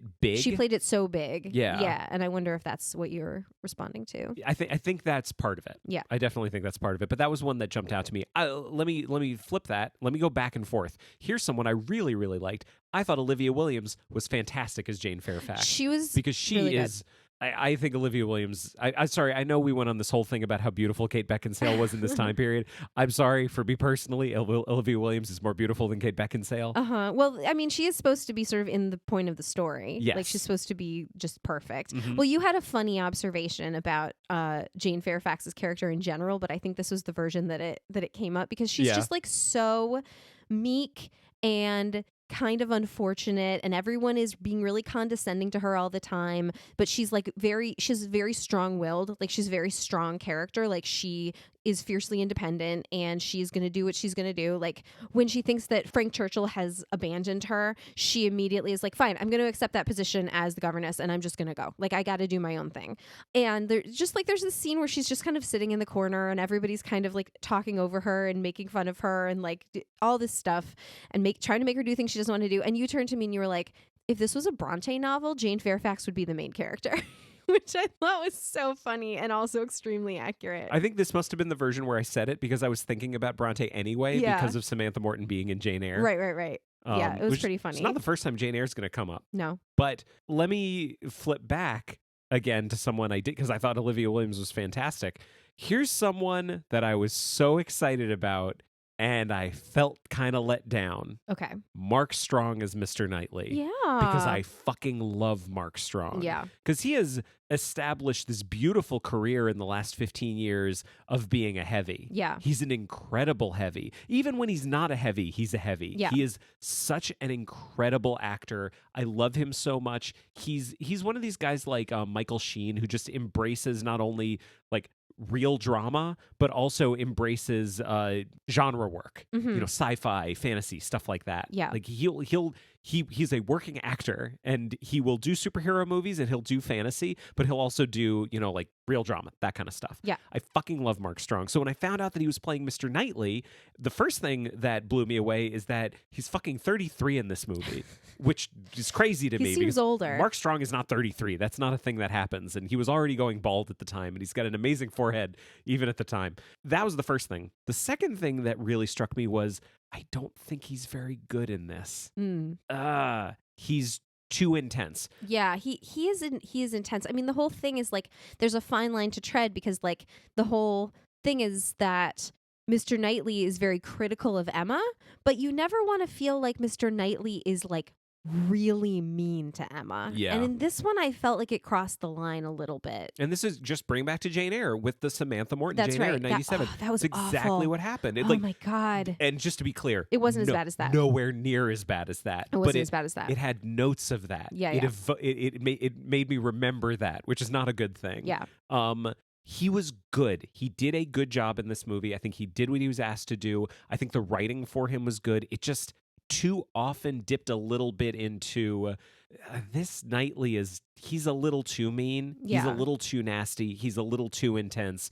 I'm not really that invested in this version of Knightley and this version of Emma getting together. Yeah, that's fair. Which I think kind of... It's too bad. Like you want to be invested in those two crazy kids getting together. It's really important. And so I felt a little let down by that. So coming out of this version, because I think we need to move on to the next one. Yeah. Coming out of this one, I liked it. I didn't love it. Yeah. But I enjoyed it. Yeah. We definitely enjoyed it. One note I just realized that this did have one of our favorite lines from any of them. Okay, go which ahead. we kind of referenced before. This is the one, and I'll give full credit to Andrew Davies for this. This is the one where Knightley and Emma are talking to Mr. Woodhouse about how he's going to come stay at right. at Hartfield. And this is the one where he says, "We will stay here as long as you wish it." Which is fucking brilliant, and it's great, and it is just... I would rather end on that because that is just a perfect example of how good this movie is. Yeah. And it's just very strong. It's very, very strong. Yeah. So moving on Yeah. to 2009. Mm-hmm. We have a miniseries. This was really cool to watch. And as a way of bridging between the Kate Beckinsale one and this one, I want to be clear. I do some research for this. Mm-hmm. I don't immediately read everything I read on the internet and assume it's 100% true. Okay. And here's the thing I read on the internet, and I'm no expert, but this sounds like bullshit. So one of the producers was quoted in the Wikipedia article. They were clearly quoting an interview that this person had given. One of the producers of the Kate Beckinsale version, because there was an issue where Andrew Davies wanted to make this because they made it a year after Pride and Prejudice. So it's a lot of the same production crew that did Pride and Prejudice. Okay. They took it to the BBC. They pitched it to the BBC, and then BBC said no. And so they went with ITV instead. So For it's the Kate Beckinsale one. For the Kate Beckinsale one. Okay. And the reason he gave is that the BBC had already made a deal with Sandy Welch to write a version of Emma Okay. for them. Okay. The part that sounds like bullshit to me is that, so I'm to understand that it took 13 years for the Sandy Welch version to get made? All I'm saying is this was like a quote that was attributed to someone. Okay. That sounds like bullshit. I'm Yeah. not exactly sure. I cannot imagine that is true, but I really did dig, and I couldn't find anything to tell me that it was true or that it wasn't true. But anyway, in 2009, the BBC did make a new version that was written by Sandy Welch, who we fucking love. Yeah. Well, let me talk about how we realized it was her. Yeah. So, and I'm going to just talk about the opening really quickly. The opening is brilliant. The opening is brilliant because it goes further back in time, which you have been hungry for. Every version that we watch, you're like, I think it should start a little earlier. Well, like the Gwyneth Paltrow one started with the wedding of Mr. Weston and Miss Taylor, which I think is the book starts the day of the wedding, but like immediately after. Yeah. But this went all the way back to childhood. So we see Emma and her older sister being cared for by Miss Taylor, and we see their mother dying, and we see Frank Churchill's mother dying, and we see Jane Fairfax's mother dying, and we go, oh my God, these people are linked in some way. And there's this voiceover that explains how Emma was so lucky because she was able to stay with her family, and that Frank and Jane, after the deaths of their respective mothers, were both sent away. And I looked at you with big eyes and I was like, oh my God, yeah, there's a reason that they get together. They have a shared childhood trauma. They actually really do have something in common between them. Like, it's not just like, oh, they met in a place and they were attracted to each other. They have something that truly bonds them. And there was also this very explicit thread of Miss Taylor is leaving Emma. Emma is lonely and needs a friend. It came up again and again. And it was a very strong motivation for Emma that I don't know that it is explicitly stated in the book. And that was the point that you were like, oh, this is the same person that wrote the Ruth Wilson Jane Eyre that we loved so much. And that one was extremely notable for pulling out this really important theme from the book that we hadn't really thought about before, which is that the thing Jane wants more than anything else is a family. And it just came up over and over again, and it was something that she was like sort of hanging her hat on in the screenplay, and it really worked. And I was like, clearly this is a writer who needs to find a strong motivation for the character, whether it's explicitly stated in the original source text or not. And she does such a great job of like finding these connections that aren't necessarily explicitly there and pulling everything back to those connections and those motivations. And it does a brilliant job. She's less of a by the book straight off the page adapter than Andrew Davies. Her style is very different, but I mean based on the two things that we've seen her do, extremely successful. I mean, based just on those two things, I think she has become like one of my favorite writers that we've looked at on this show. Yeah. I want to look, and she hasn't done that many other things. That's the thing about it. And she hasn't done that many other adaptations. So I don't know how many more chances we're going to get to look at Sandy Welch, but holy shit. The two we've looked at are fucking great. Yeah, like it sets the tone so beautifully. Like the first thing I wrote down was like, this is dark. Like it really set a tone that it was consistent throughout the whole thing, that this is going to be a little bit of a darker version. And it wasn't super dark, but like it had true emotional themes, I thought. Yeah. I'm kind of looking back at all of them going like, what is the disparity between what my expectations were and what my reaction was? Yeah. And so like the original BBC miniseries, my expectations were, I wasn't expecting it to be that good. And I wasn't expecting it to be that bad. Yeah. And we watched it and we really enjoyed it. So like that's, it's a pretty good spread. The Gwyneth Paltrow one, I expected it to be like a fun mid-90s movie. And you know what? It was a really fun mid-90s movie. Yeah. The Kate Beckinsale one, once I found out Andrew Davies was doing it, and all the people who made Pride and Prejudice, I thought, you know what? There's going to be a level of quality here. And you know what? There was a level of quality. Yeah. Even the new one, the Anya Taylor-Joy one, like I have been hearing great things about this movie. I kind of assumed I was going to like it going in. Yeah. And yeah, I liked it a lot. But this one you didn't know what to expect. I knew nothing. I just knew that this is one that is kind of a cipher. I knew nothing about it. I hadn't even seen at this point that Sandy Welch had done it. Mm-hmm. And I loved every single minute of it. Yeah. And so I don't want to say that it's my favorite because I liked them all. Yeah. But holy shit, this was so good. Yeah, it was so good. I mean, I think Romola Garai, I love her. I've loved her in lots of different things. By the way, you are pronouncing, based on my research, I said at the beginning I would research Romola. it. Yeah. I think I've heard that. Yes. She's done a lot of different like sort of period pieces, and I think she's very good. Like the Dirty Dancing sequel. She did that too. Well, that was a period piece. Wasn't it set in the 50s? I don't know. Yeah. I never saw it. Oh my God. Okay. I'm not proud of that. That came out like I'm proud of not seeing the Dirty Dancing sequel. I don't know. Okay. I don't know. Anyway. Havana Nights. I think she was very good. I think she did a good job. I mean, there's a scene in this that she was supposed to be playing like herself at 14, and then you see her like 7 years later, and I think they did a good job kind of bridging that gap, because my immediate reaction was like, oh, the hair is not right, why does she have her hair down? And then I realized she was supposed to be playing like a younger girl, which made sense.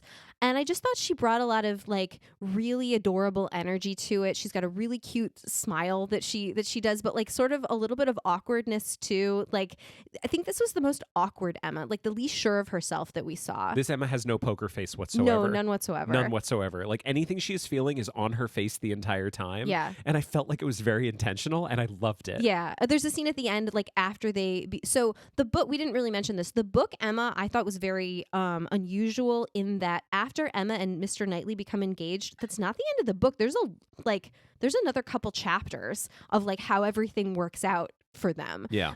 Which seemed quite unusual. And I had a sneaking suspicion that this version was kind of going to honor that. And it kind of did. There's a scene like after they become engaged that she is like freaks out and runs over to Knightley's house because she's so concerned about her father, who we're going to talk about in a second. Yeah. And she just did a good job portraying like sort of panic. And I liked that. It was nice to see Emma like not be an ice queen, you know? What did you think of Emma? Of Rommel Garai? Yeah. Yeah. This was the one, I mean, yes, the 1972 miniseries. I don't know Rommel Garai, so I didn't know what to expect. Yeah. That is a really special thing because it allows her to just be the character for me instead of being like, I've seen Anya Taylor-Joy, I've seen Gwyneth Paltrow, I've seen Kate Beckinsale. They are those people. Yeah. She just got to be Emma. So for me, she seemed like the closest to the book of any of them. Yeah. Which is good. It's a cool experience. Yeah. That's really cool. No, I said the thing about the poker face. That's my favorite aspect of the character. I love the fact that she feels her feelings in a really big way. Yeah. And she cannot contain them. And she does not play things as close to the vest as she thinks she does. Yeah. And that's one of the things I love most about the character is she has these grand ideas about who she is and how she exists around all these people and how she can match people up and everything like that. But she's still a kid. Yeah. And I feel like this version really embraced that. Yeah. And I loved her in this. She had a lot of enthusiasm. Yeah. Can I ask you one more question? Yeah. What did you think of Papa Woodhouse in this one? Well, I mentioned this before, that we had this really weird thing that happened where we had the Woodhouse in the 1972 one that we didn't care for, but then by the end of it, we fucking loved. Yeah. And then we had two in a row, both the 1996 ones. They were fine. They were fine. My heart goes out to this version. He's such a treasure. Immediately. Michael Gambon is fantastic. He's great in everything. That is not a surprise. I put this squarely on the stuff you were talking about in terms of what Sandy Welch brings to the story, in terms of starting the story so much earlier. Yeah. Seeing what happened with Emma's mom, basically through the eyes of Mr. Woodhouse at the time that it happened, informs his whole character. I cared about him so much more than in any other version. Yeah. And I liked him in all the other ones. Yeah. It's not like the other ones are a problem, but holy shit, I fucking loved Mr. Woodhouse in this version. It explains his anxiety. He lost the thing that was dearest to him, his dear wife, and he could not bear anything happening to either of his girls. At one point, this line is not in the book. This is pure Sandy Welch. He turns to Emma and he said, I wrote this down. He says, "You cannot know what it is to fear until you have a child." And I looked at you and I was like, and you were like, I know. It's brilliant. Like Yeah. that's a change that is brilliant and it works and it's perfect and I loved it. I have a question for you. Yeah. How does Johnny Lee Miller rank as for all the Mr. Knightleys for you? I liked him. I liked him a lot. He was so cute. He's so good. adorable. What was the thing that happened? I'm going to say this before we get to the 2021, but this is a weird thing in terms of the ages of the Mr. Knightleys. Yeah. Because 1972, he's like, I think he was in his 40s. He's old. But Mark Strong was like 33. Yeah. Jeremy Northam was like, I want to say he was like 34, 35, something like that. Which is the correct age. The character is supposed to be our age. Johnny Lee Miller, 37. Yeah. It is weird to me to look at all of these Mr. Knightleys and know that they are my age or younger. Yeah. That is very strange. I don't like it, and they should stop, and I blame them wholly for that. Great. But he was kind of great. He was really good. He's really good. I like the fact that he wasn't this like smoldering heartthrob. No. I really like that. You know, I mean, thinking about just casting for a second, like let's talk about that. The casting in this is fantastic. Emma's really great. Knightley's great. Mr. Woodhouse is great. Harriet's really, really good. Mr. Weston and Mrs. Weston are fantastic. I have no beef with any of them. Really good. What's Mrs. Weston's name? Jodie May. Oh, Jodie May. Yeah. She's great. Really, really good. She's been in a lot of stuff. Rupert Evans is Frank Churchill and Laura Piper is Jane Fairfax. I kind of loved both of them. And this was again, like getting back to what you were talking about before, their relationship was clearer in this one than in all the other ones. Yeah. And this was the only one that I feel like actually showed a moment after everything has been revealed, after Frank can finally shout from the rooftops that he's in love with Jane Fairfax and he's going to marry Jane Fairfax. They actually get time together. Yeah, like sort of publicly to declare their affection, and it's very nice. It was great. Yeah. It was great. And I didn't know how much I needed it until I saw it, and it was really beautiful, and it paid off so much of what was set up in the very beginning by seeing the parallels between those two characters. Tamsin Gregg as Miss Bates. She's so good. There's so many good Miss Bateses, like almost to a person, and I think this speaks to like how good British character actresses are. Miss Bates is always great. and Mrs. Elton is always great in every single one of these versions. And Mrs. Elton is like basically always the same in all of them. Yeah. Miss Bates though is different It's very in all different. of them. Yeah, like different ages, different physicalities. Yeah, different like emotional awareness, I guess. I feel like Miss Bates is a canvas upon which any great like character actor from the time can just paint. Yeah, like she was very sensitive in this one. Yeah, like very sensitive to the insults done her. I mean, by Emma, but also very forgiving. I love Tamsin Gregg. I am a huge fan of her. I think she's amazing in everything that she does. So it did not. The second I knew she was in this, oh my god, the scene when Johnny Lee Miller comes in to Hartfield, and he sees that Emma is sitting there with Harriet Smith. He happens to know that she's into Mr. Elton, but he has some news that Mr. Elton has been married. Right. And the second he sees Harriet, he knows, I am not going to share this piece of information. So he comes in hot. He comes in like, hey, I'm hot with news. And they say, what's the news? And he sees Harriet and he goes, I'm going to, here's some bullshit I just made up. And everyone's fine. And then Miss Bates walks in immediately after and just opens with, Mr. Elton is married. Yeah. And it is a beautiful fucking scene. So good. And I love it so much. But Tamsin Gregg fucking steals the show. She's so good. Yeah. And again, I think this is just like a tribute to the quality of the writing. Like she finds all these little moments, these little character moments. Like, for example, this is the only one where John Knightley puts Emma in the carriage with Elton on purpose. Do you remember that? Yes. So that he can propose to her, because he had been teasing her like, this guy's in love with you, like you need to watch yourself. And she's like, what? No, what? And he's like, I'm gonna show you. And he like puts them off together, and of course like Elton does propose in an annoying and obnoxious way. This one, I don't want to get into this with every single character, but I will say it about John Knightley. This was my favorite version of John Knightley. I love John Knightley. He's great all the time, but this one was so good. Not just because of the actor that portrayed him and how much they gave to him, but just the way they portrayed the family. Yeah. He definitely felt like let me just rattle this off. It felt like he and Isabella really loved each other. Yeah. They had a really good relationship. It really felt like he loved his kids. Yeah. Like you saw a lot of him, like they kept running into him in town, and he always had his boys with him. Yeah. He had a lot of agency. Every single person in this felt like they were allowed to be their own character. Every single character got to have their own wants and needs and desires. I cared about every single character. Yeah. They weren't just there to support Emma and Knightley, you know? Yeah. Which is fine. Like, that's actually okay if you're making a different piece. But considering what this was shooting for, I feel like it hit the mark. Yeah. But more than anything, I love the relationship between the Knightley brothers. This one really felt like they were brothers and had grown up together and were very comfortable with each other, and it was delightful. Yes, really delightful. So this was my favorite version of John Knightley. Like I said, I don't want to get into all of that kind of stuff. I don't have anything else about this one other than the fact that Mrs. Elton finally gets her donkey. This is the only one that she actually gets to ride on a donkey, as was the dream of her heart. Which clearly, again, I really put that down to the screenwriter going, "Oh, you want donkeys? I'm going to give you some donkeys." Yeah. So that is it. I really like this. It's 4 1-hour episodes, and all of them were delightful. It doesn't feel like a slog to get through like some of these miniseries do. Yeah, I loved it. Did you have anything else? Yeah, just 2 little things. One is the moment when Harriet throws the pencil into the fire. Like, it doesn't matter that it's a pencil. It doesn't matter what it is, but she throws the memento she has from Mr. Elton into the fire. That got to be her moment. Mm-hmm. She wasn't sharing that with Emma. It wasn't a thing where she was saying to Emma, I have this thing that I took from Mr. Elton because I loved him and I don't love him anymore and I am going to cast it into the fire and I'm going to tell you all of these things. Yes. Emma didn't need to be part of this. Harriet got to have that to herself, and we as the audience got to experience her doing it. And I just think it did so much more to get me invested in each of the characters' stories, specifically Harriet, in that moment. So I loved that. The second thing is, who said this? I wrote this down. I have some news for you. You're not going to like it. I think Mr. Knightley says that to Emma. Oh, is this about Harriet and Robert Martin? Yes. Yes. And that was just such a great way to do that whole thing, because in every version we'd seen up till this point, Harriet breaks the news to Emma, but I love that Mr. Knightley gets to break the news to her in this one. Those are my only things. This version was great. Yes. If I didn't like all the other ones so much, I would say this was my favorite one, but we got one more to talk about. Because how fun is it to talk about a bunch of Emmas we like? It's great. It's great. It's great. Okay.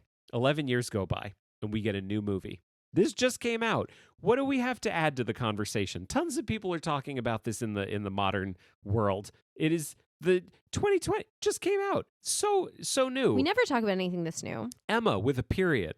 I don't understand that. It's okay. I have not seen an explanation for that. I feel like that's just marketing. It's just artistic. Emma with the period.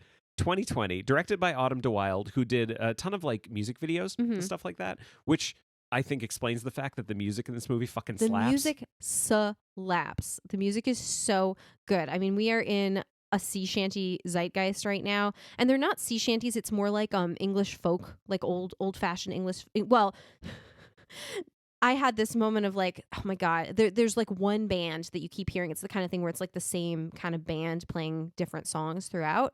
And I was like, that voice, where have I heard that voice? And I was like, it really sounds like Maddie Pryor, but I think she might be dead. And it is Maddie Pryor of Steel Eye Span, the famous English folk rock band that I love, that nobody else knows about in this country. Maddie Pryor of Steel Eye Span with her like new band. She has a very distinctive voice. She's amazing. I love Maddie Pryor. I've seen her in concert. I feel like it was really nice because you and I each got to have like a fun musical moment with this movie, because you love Maddie Pryor. I love you Maddie have Pryor. seen her in concert. Yes. I fucking love Johnny Flynn. Yeah. I love Johnny Flynn. Johnny Flynn plays Mr. Knightley in this version. Yes. He is like, we'll talk about the movie. You know, we'll talk about how everyone does everything, like blah, blah, blah, blah, blah. I got his first album when it came out, and this was like more than a decade ago. He was Johnny Flynn and his band, the Sussex Wit, and his first album was called Alarum, and then his second album was called Been Listening. I kind of fell off a little bit, which happens with, you know, you get into someone and you like their first stuff more than their later stuff. Sure. That's how I feel about Passenger. Sure. Johnny Flynn, I fucking love. His first album is one of my favorite albums of all time. I think he has such an amazing voice. I think he's an incredible songwriter. He's an incredible fucking guitarist. I love him so much. And I saw him in concert 10 years ago, and this will only matter to people who ever lived in Boston, but there was a venue called TT the Bears that was really great. It was in Central Square next to the Middle East. A tiny little venue, only fits like 100 people. And I saw Johnny Flynn. He was 8 feet in front of me on the stage. I got pictures from it, and he was amazing, and I have a bit of a crush on Johnny Flynn. And I'm not going to lie about that. And he was just this scrawny little blonde kid who I looked at as being like, I don't know. We're exactly the same age. He's a couple of months older than me. Yeah. And I don't know. He's just incredible. I think he's incredible. I love Johnny Flynn as a songwriter. I saw him in a movie a few years ago. He did this movie called Song One with Anne Hathaway. Yeah, sure. Which was not an amazing movie, but the whole thing is he plays a musician. He plays like a famous musician, and so she goes to see him in concert a number of times. All the music in the movie was written by Jenny Lewis. And so it's Johnny Flynn performing Jenny Lewis songs. Gotcha. And for that alone, the movie is worth it. It's really for that it's good. For the rest of it, it's fine. But Johnny Flynn, I think, does just a fantastic Knightley in this. Yeah, he's really good. Do you want to talk about the movie? Yeah, let's talk about the movie. Okay, so directed by Autumn DeWilde, written by Eleanor Catton, who I want to say this was her first screenplay. I know she's a novelist. Mm-hmm. I mean, it's fantastic. It is visually stunning. It is so beautiful. And I said, you know, this movie just looks expensive. And you said, I don't even think their budget was that big. You said, I think they just had like really good location scouting. Yeah. Because they're in these like lavish homes, like everything gold crusted, gold plated, with these pictures, you know, huge high ceilings and like these paintings. And I think they actually gilded Bill Nighy for the movie as well. Yeah. And the costumes, again, like the costumes, I am sure are not accurate, but they are consistent and they are beautiful to look at. It's almost like a Sofia Coppola Marie Antoinette thing, like they like purposely anachronistic in some ways. Not like to the extent that they're wearing like sneakers or anything like that. Like it's very, very period looking, but like it's all dialed up by about 25%. Like the bonnets are crazy. Like do you know what I mean? 25% is conservative. But we get like some really cool little details that are accurate to the time period. For example, Emma's getting dressed and we see she's not wearing any underpants because they didn't wear underpants. Mm-hmm. Or Knightley, remember Knightley's butt. We see his butt because starring Johnny Flynn's butt. Again, they didn't wear any underpants. Yeah, Johnny Flynn plays Mr. Knightley and Johnny Flynn's butt plays Mr. Knightley's butt. We see Mr. Knightley's butt and we see Emma's like side butt. Mm-hmm. And again, I think these are these are fun details. The bonnets are insane, especially on Miss Bates, who we're going to talk about in a second. But what did you think about Anya Taylor-Joy as Emma? So it's hard for me to talk about. I need to talk about the entire movie in order to talk about her. Okay. The movie's very heightened. Yes, it's all very heightened. Extraordinarily heightened. This was the one where it took me the longest to feel an emotional connection to Emma. Uh-huh. She was kind of awful for a lot of the time, I felt. Uh-huh. But like her character was her awful. character was. Yeah. Her acting is fantastic. I loved her. I loved Anya Taylor-Joy in this. I mean, I think she's that, great. as you say, like I think the thing that she's playing, especially at the beginning, is the very proud and status conscious and class conscious aspect of the character Emma. Yeah. Like I feel like the thing about reading the book and going through most of these versions, when she meets Harriet, sometimes I feel like, oh, Harriet, don't listen to Emma. Emma's telling you not to go for Robert Martin. Obviously he loves you. Like, go for the guy. You love him and he loves you. Go for him. Don't listen to Emma. This was one of the only ones where I was kind of thinking like, Harriet, get the fuck away from Emma. Yeah. Get away from her. She's a sociopath and but that's what they're going for. This is a very heightened version that's not a criticism that I'm saying. That's just my reaction to it as we were watching it. Harriet was really good too. But Emma has a real arc throughout the movie and it makes it work because her arc is just as heightened as her character is in the beginning. Yeah. Like one of my favorite things that they do to her throughout it is, I think we talked about it in the 1972 version where that was the only version where she actually apologizes to Miss Bates. Yeah. This is the only one where she goes to Robert Martin to say, hey, I'm sorry. I'm really sorry. Harriet said no to you because I told her to say no. Yeah. You should propose to her again. Yeah. I'm very sorry and I will make this up to you. Yeah, like the last 10 to 15 minutes are like very different from the book, which is fine because I think they kind of earn it, by being so good and consistent throughout the movie. Mm-hmm. The moment that I'm skipping all the way to the end. Knightley finally proposes to Emma. The scene is very similar to all the scenes we've seen before. They're talking a little bit at cross purposes because she thinks he's going to say he loves Harriet because Harriet's confessed that she's in love with Knightley even though she's not.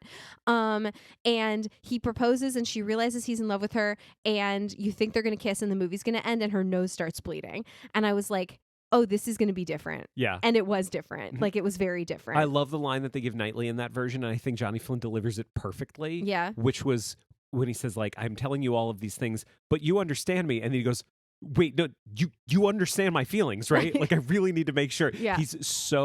He's just laying bare all of his emotions at that point. Yeah. He's so open to her at this point, and I thought it was beautiful. Yeah. And then when she leaves him, but he does have the impression that she loves him too. He has that little moment of victory. Yeah, he's like, where his arms go up in the air. Yeah. And it works perfectly. Yeah. It's good. They really kind of earn their sort of excursion from the original text at the end. Mm-hmm. Let's see. I'm just going to kind of run through the characters quickly, if you don't mind. I don't mind. Papa Woodhouse is Bill Nighy. He is great. He's so funny. He's like so dry. He's very good. The thing with him in the screens is amazing. So there's this part. This comes straight out of the original that they're invited to this party at the house of someone. Like he made his money in trade. So Emma feels like he's like their family is kind of below her. The Coles, right? The Coles. Okay. Yeah. And everyone's been invited to this party except them, and she's like, why haven't they invited me? And Mr. Knightley's like, well, why would they invite you? You keep saying you would never dine with them.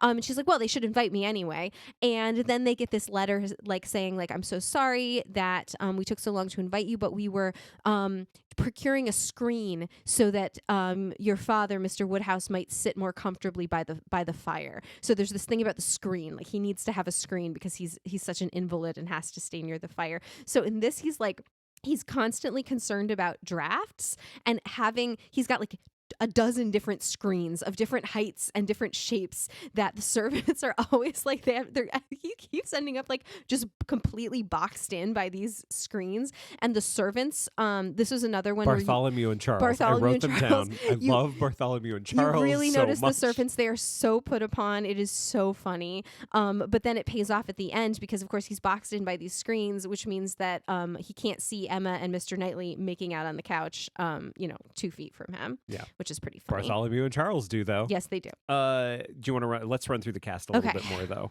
So Anya Taylor-Joy's Emma. Yeah. She's fantastic. Johnny Flynn. What did you think of? No, I talked about Johnny Flynn a whole bunch, but what did you think of Johnny Flynn and Mr. Knightley? I thought he was great. Like, I mean, the thing about Johnny Flynn is he looks like a real person. He does not look like, an unattainable, like, dream hunk man, which like threw me off honestly a little bit at first, but like everyone in this movie kind of looks like a real person, so it was kind of nice. Well, this is one of the ones where you watched it, your first reaction was, well, they're really making Mr. Knightley young. Yeah, and he's not that young. No, he's literally our age. Yeah, he literally is, of all of them, except for probably the 1972 version, he is one of the oldest people to play Mr. Knightley. Well, I consider myself, he's youthful looking. Sure. Yeah. He is. Well, he's blonde and beautiful, but he's got that like scar going across his cheek too. And his skin isn't perfect and his teeth aren't perfect. He's just like, he looks like a guy, like a person.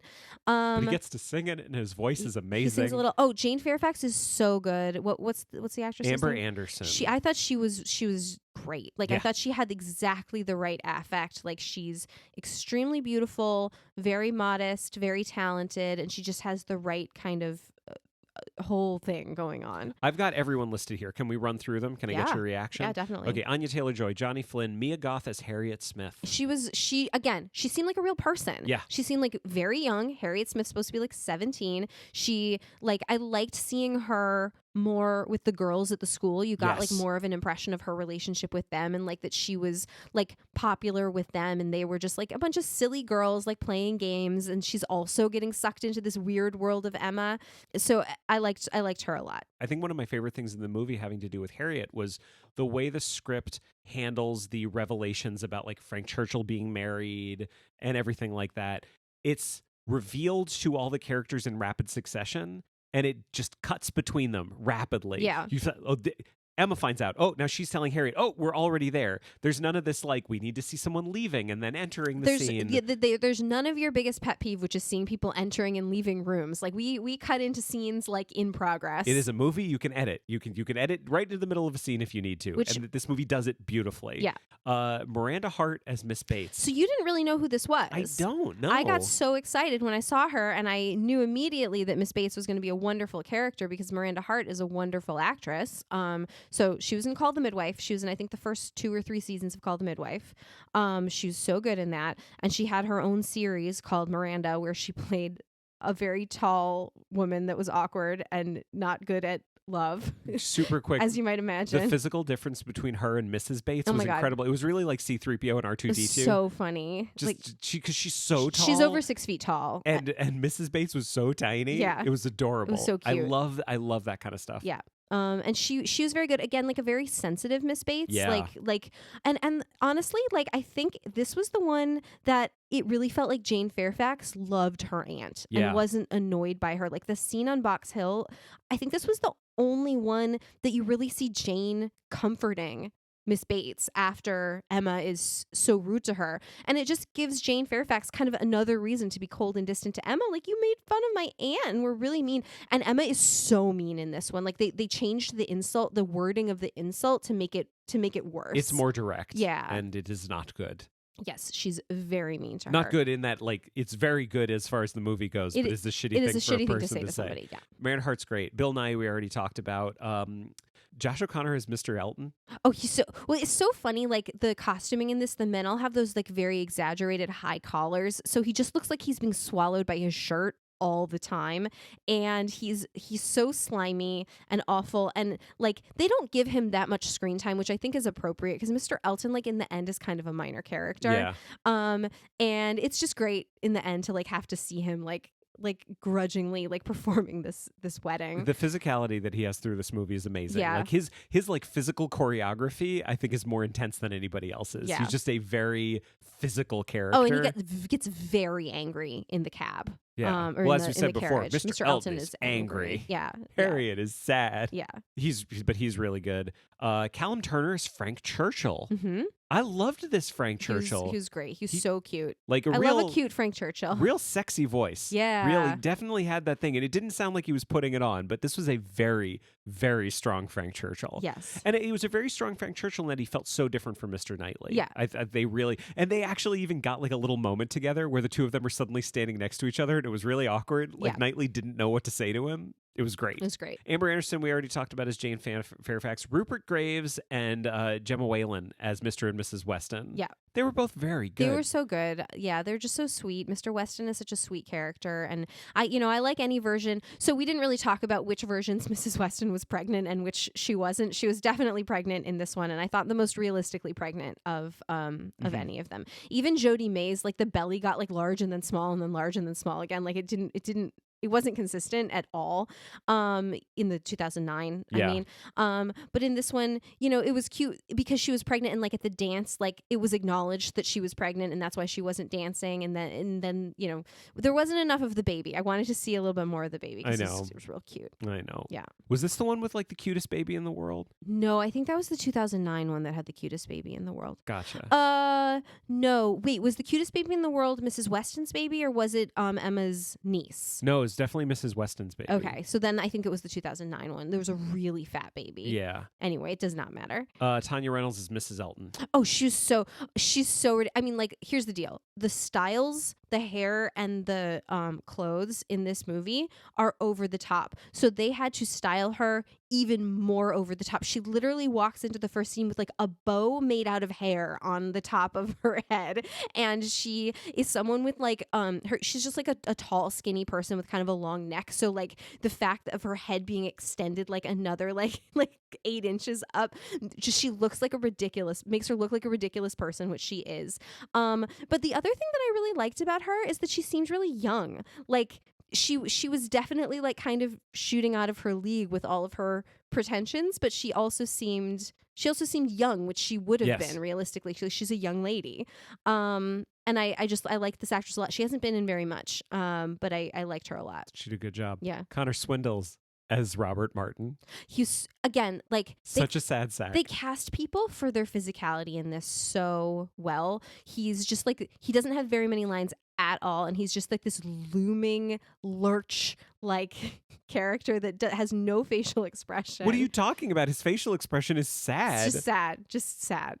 To be clear, I loved him in this. Great, yeah. I loved this version of Robert Martin. Yeah, I think he had one line, but he was like in it all the way through. I'm going to end as far as the cast goes, because we only have a couple other little things to talk about, then we can wrap up. I just want to end with something that I didn't respond as well to this. This is like one of the only things about the movie that I didn't love.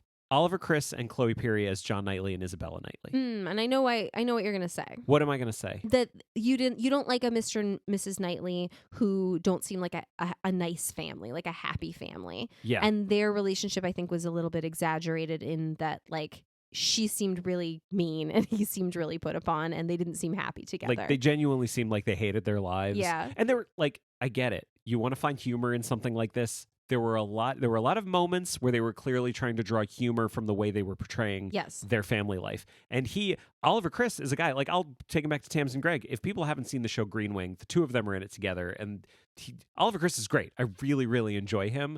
I didn't love this version of John Knightley. It just didn't sit well with me the entire time we were watching it. Like, I didn't derive that much pleasure from seeing them be very unhappy. Yeah. Even though at the very end you do find out that John Knightley has a heart because he is crying at Emma and his brother's wedding. That's right. Which was very sweet. Very sweet. But I enjoyed them. I enjoyed that storyline. I didn't love that storyline. Yeah. That didn't do a lot for me. But the rest of the movie it is precision. Just absolutely precise. Everything is handled in such a precise manner. I loved how this movie was put together. And it's so heightened. It's so beautiful. It's beautiful. It's just visually stunning. Mm-hmm. Anything else before we wrap up? Yeah, a couple of little things about this. I love the way dancing was handled in this movie. Oh, yeah. Because the dancing is introduced. This was something I have never seen done in any of the like period dramas that I've ever seen from something like this. Because obviously, like, you watch these movies, dancing is very different at that time than it is now. We all know that. There's all these dances that you would know. You know how to do the certain dance. And I guess, like, if you asked me, like, would you assume that all of the people from this time period know these dances? I would say, well, yeah, I guess. This was the only one that showed me that, because this is the only one where in the square when Frank and Emma are planning the big ball, they are doing the dance out in the square. Yeah. And it just illustrated to me in a way I haven't seen before the fact that, like, this is pop culture. Yeah. This is something everyone would know, and they're doing the dances out there. Yeah. And like Mr. and Mrs. Weston are getting in on it and everything like that. I kind of loved that. Yeah. I thought it was a beautiful little moment. It was very nice. I thought it was handled really, really well. The Box Hill scene. Yeah. One thing about this that I really enjoyed, and this is a change I think you can totally make.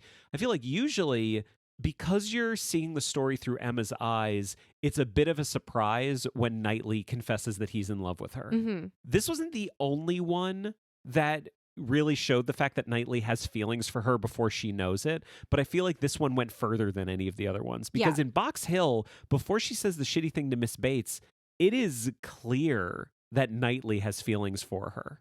So when she says the shitty thing and he comes after her to say what you did was shitty, it was coming from such a strong place of, I'm in love with you and you're being shitty. I'm more disappointed than I would be if you weren't someone that I deeply cared about and wanted to mooch with. Right. Like that, I just thought that scene played so differently and played so well because of that. That's a lot of Emmas. That's 5 Emmas. That is. Do you want to do some quadrants and then wrap it up? Yeah. All right, so let's go back to 1972. Do you think that they cared about the source material? They must have. Of course. They must have. Yeah, it's BBC. Sure. Was it successful? Yes. Yeah, it didn't start out that way, but it's successful. Gwyneth Paltrow, 1986. Did Douglas McGrath care about the source material? I think you're going to tell me that he did, because there's an origin story for this. Yeah. And was it successful? Yeah. Yeah. We can argue we about can argue the finer points. How but it's successful. Yes, it's successful. Yes, I thought it was extremely successful. 1996, Andrew Davies, Kate Beckinsale. Did they care about the source material? Like, the funny thing about Andrew Davies is I often think he doesn't care. Like, no, he's a hack. Like, he's very good at what he does, but I don't think Andrew Davies particularly cared about the source material. It really seemed like they were trying to jump on, like, oh no, we have some momentum going. We're doing Jane Austen. This makes sense. Maybe some people cared, but I didn't get the sense that, like, they cared deeply. I don't think Emma was a passion project for Andrew Davies. Yeah. Was it successful? Yes. Of course. Absolutely. Not debatable. 2009, do you think they cared about the source material? It sounds like they did. It sounds like it. I mean, apparently Sandy Welch was working on it for 13 years. Yeah, that's what I'm saying. Yeah, like, it sounds like she did. I still think that's bullshit. I want to be clear. Was it successful? Yes. Yeah, extraordinarily. 2020. I don't know much about the director, so I don't know what her story was. But it's kind of a cipher. It's a little weird. It certainly seems like someone cared, because why would you do Emma if you didn't care? You know, like, they just did such. I don't know how you couldn't. I don't, like, we don't often say this. I don't know how you couldn't care and make this movie. I don't know how that would be possible, because it was so good. Yeah. So I'm gonna assume yes. And successful. Successful. All right. Well, we've got a whole other episode that we need to do, so we've got a lot more that we need to watch. Yeah, we got to go watch Clueless. Yeah. Oh, what a chore. I know. What an absolutely chore. Terrible. I'm so sorry, sweetie, that you have to watch Clueless. One of my favorite movies of all time. Again. But we got a whole bunch of other stuff to watch too, and we cannot wait to bring you that episode. But in 2 this weeks has been Adapt or Perish. If you'd like to find us online, we're on Facebook, Twitter, and Instagram at AdaptCast. And if you tweet about the show, don't forget to use the AdaptCast hashtag. You can join our groups on Facebook and Goodreads, and you can also find and follow me on Letterboxd. If you have anything to say that's longer than a tweet, you can always send an email to adaptorperishcast@gmail.com. If you'd like to support the show, there are 3 great ways that you can do it. First, tell a friend. Second, a rating and review on your podcast platform of choice would be greatly appreciated. And third, we are on Patreon at patreon.com/AdaptCast. We have a whole bonus show that comes out between episodes of this show called Adapt or Perish Plus. We have a fan community that's been super, super fun. Just a cool Slack that we get to hang out in and talk about adaptations and pretty much anything we want. It's pretty fun. So that is available if you would like to support us that way, but the show will always remain free, and we love that all of you are listening to it regardless. If I loved you less, I might be able to talk about it more. I don't think that's an exact quote, but I did my best. You did a very good job. Thank you. You did a very good job. It's like the best line. Yeah, it's from like the whole famous thing. proposal line. It's very good. But now we're just talking about Emma again. It's the equivalent of "In vain I have struggled," etc., etc. Yeah. Bye, everybody. Bye.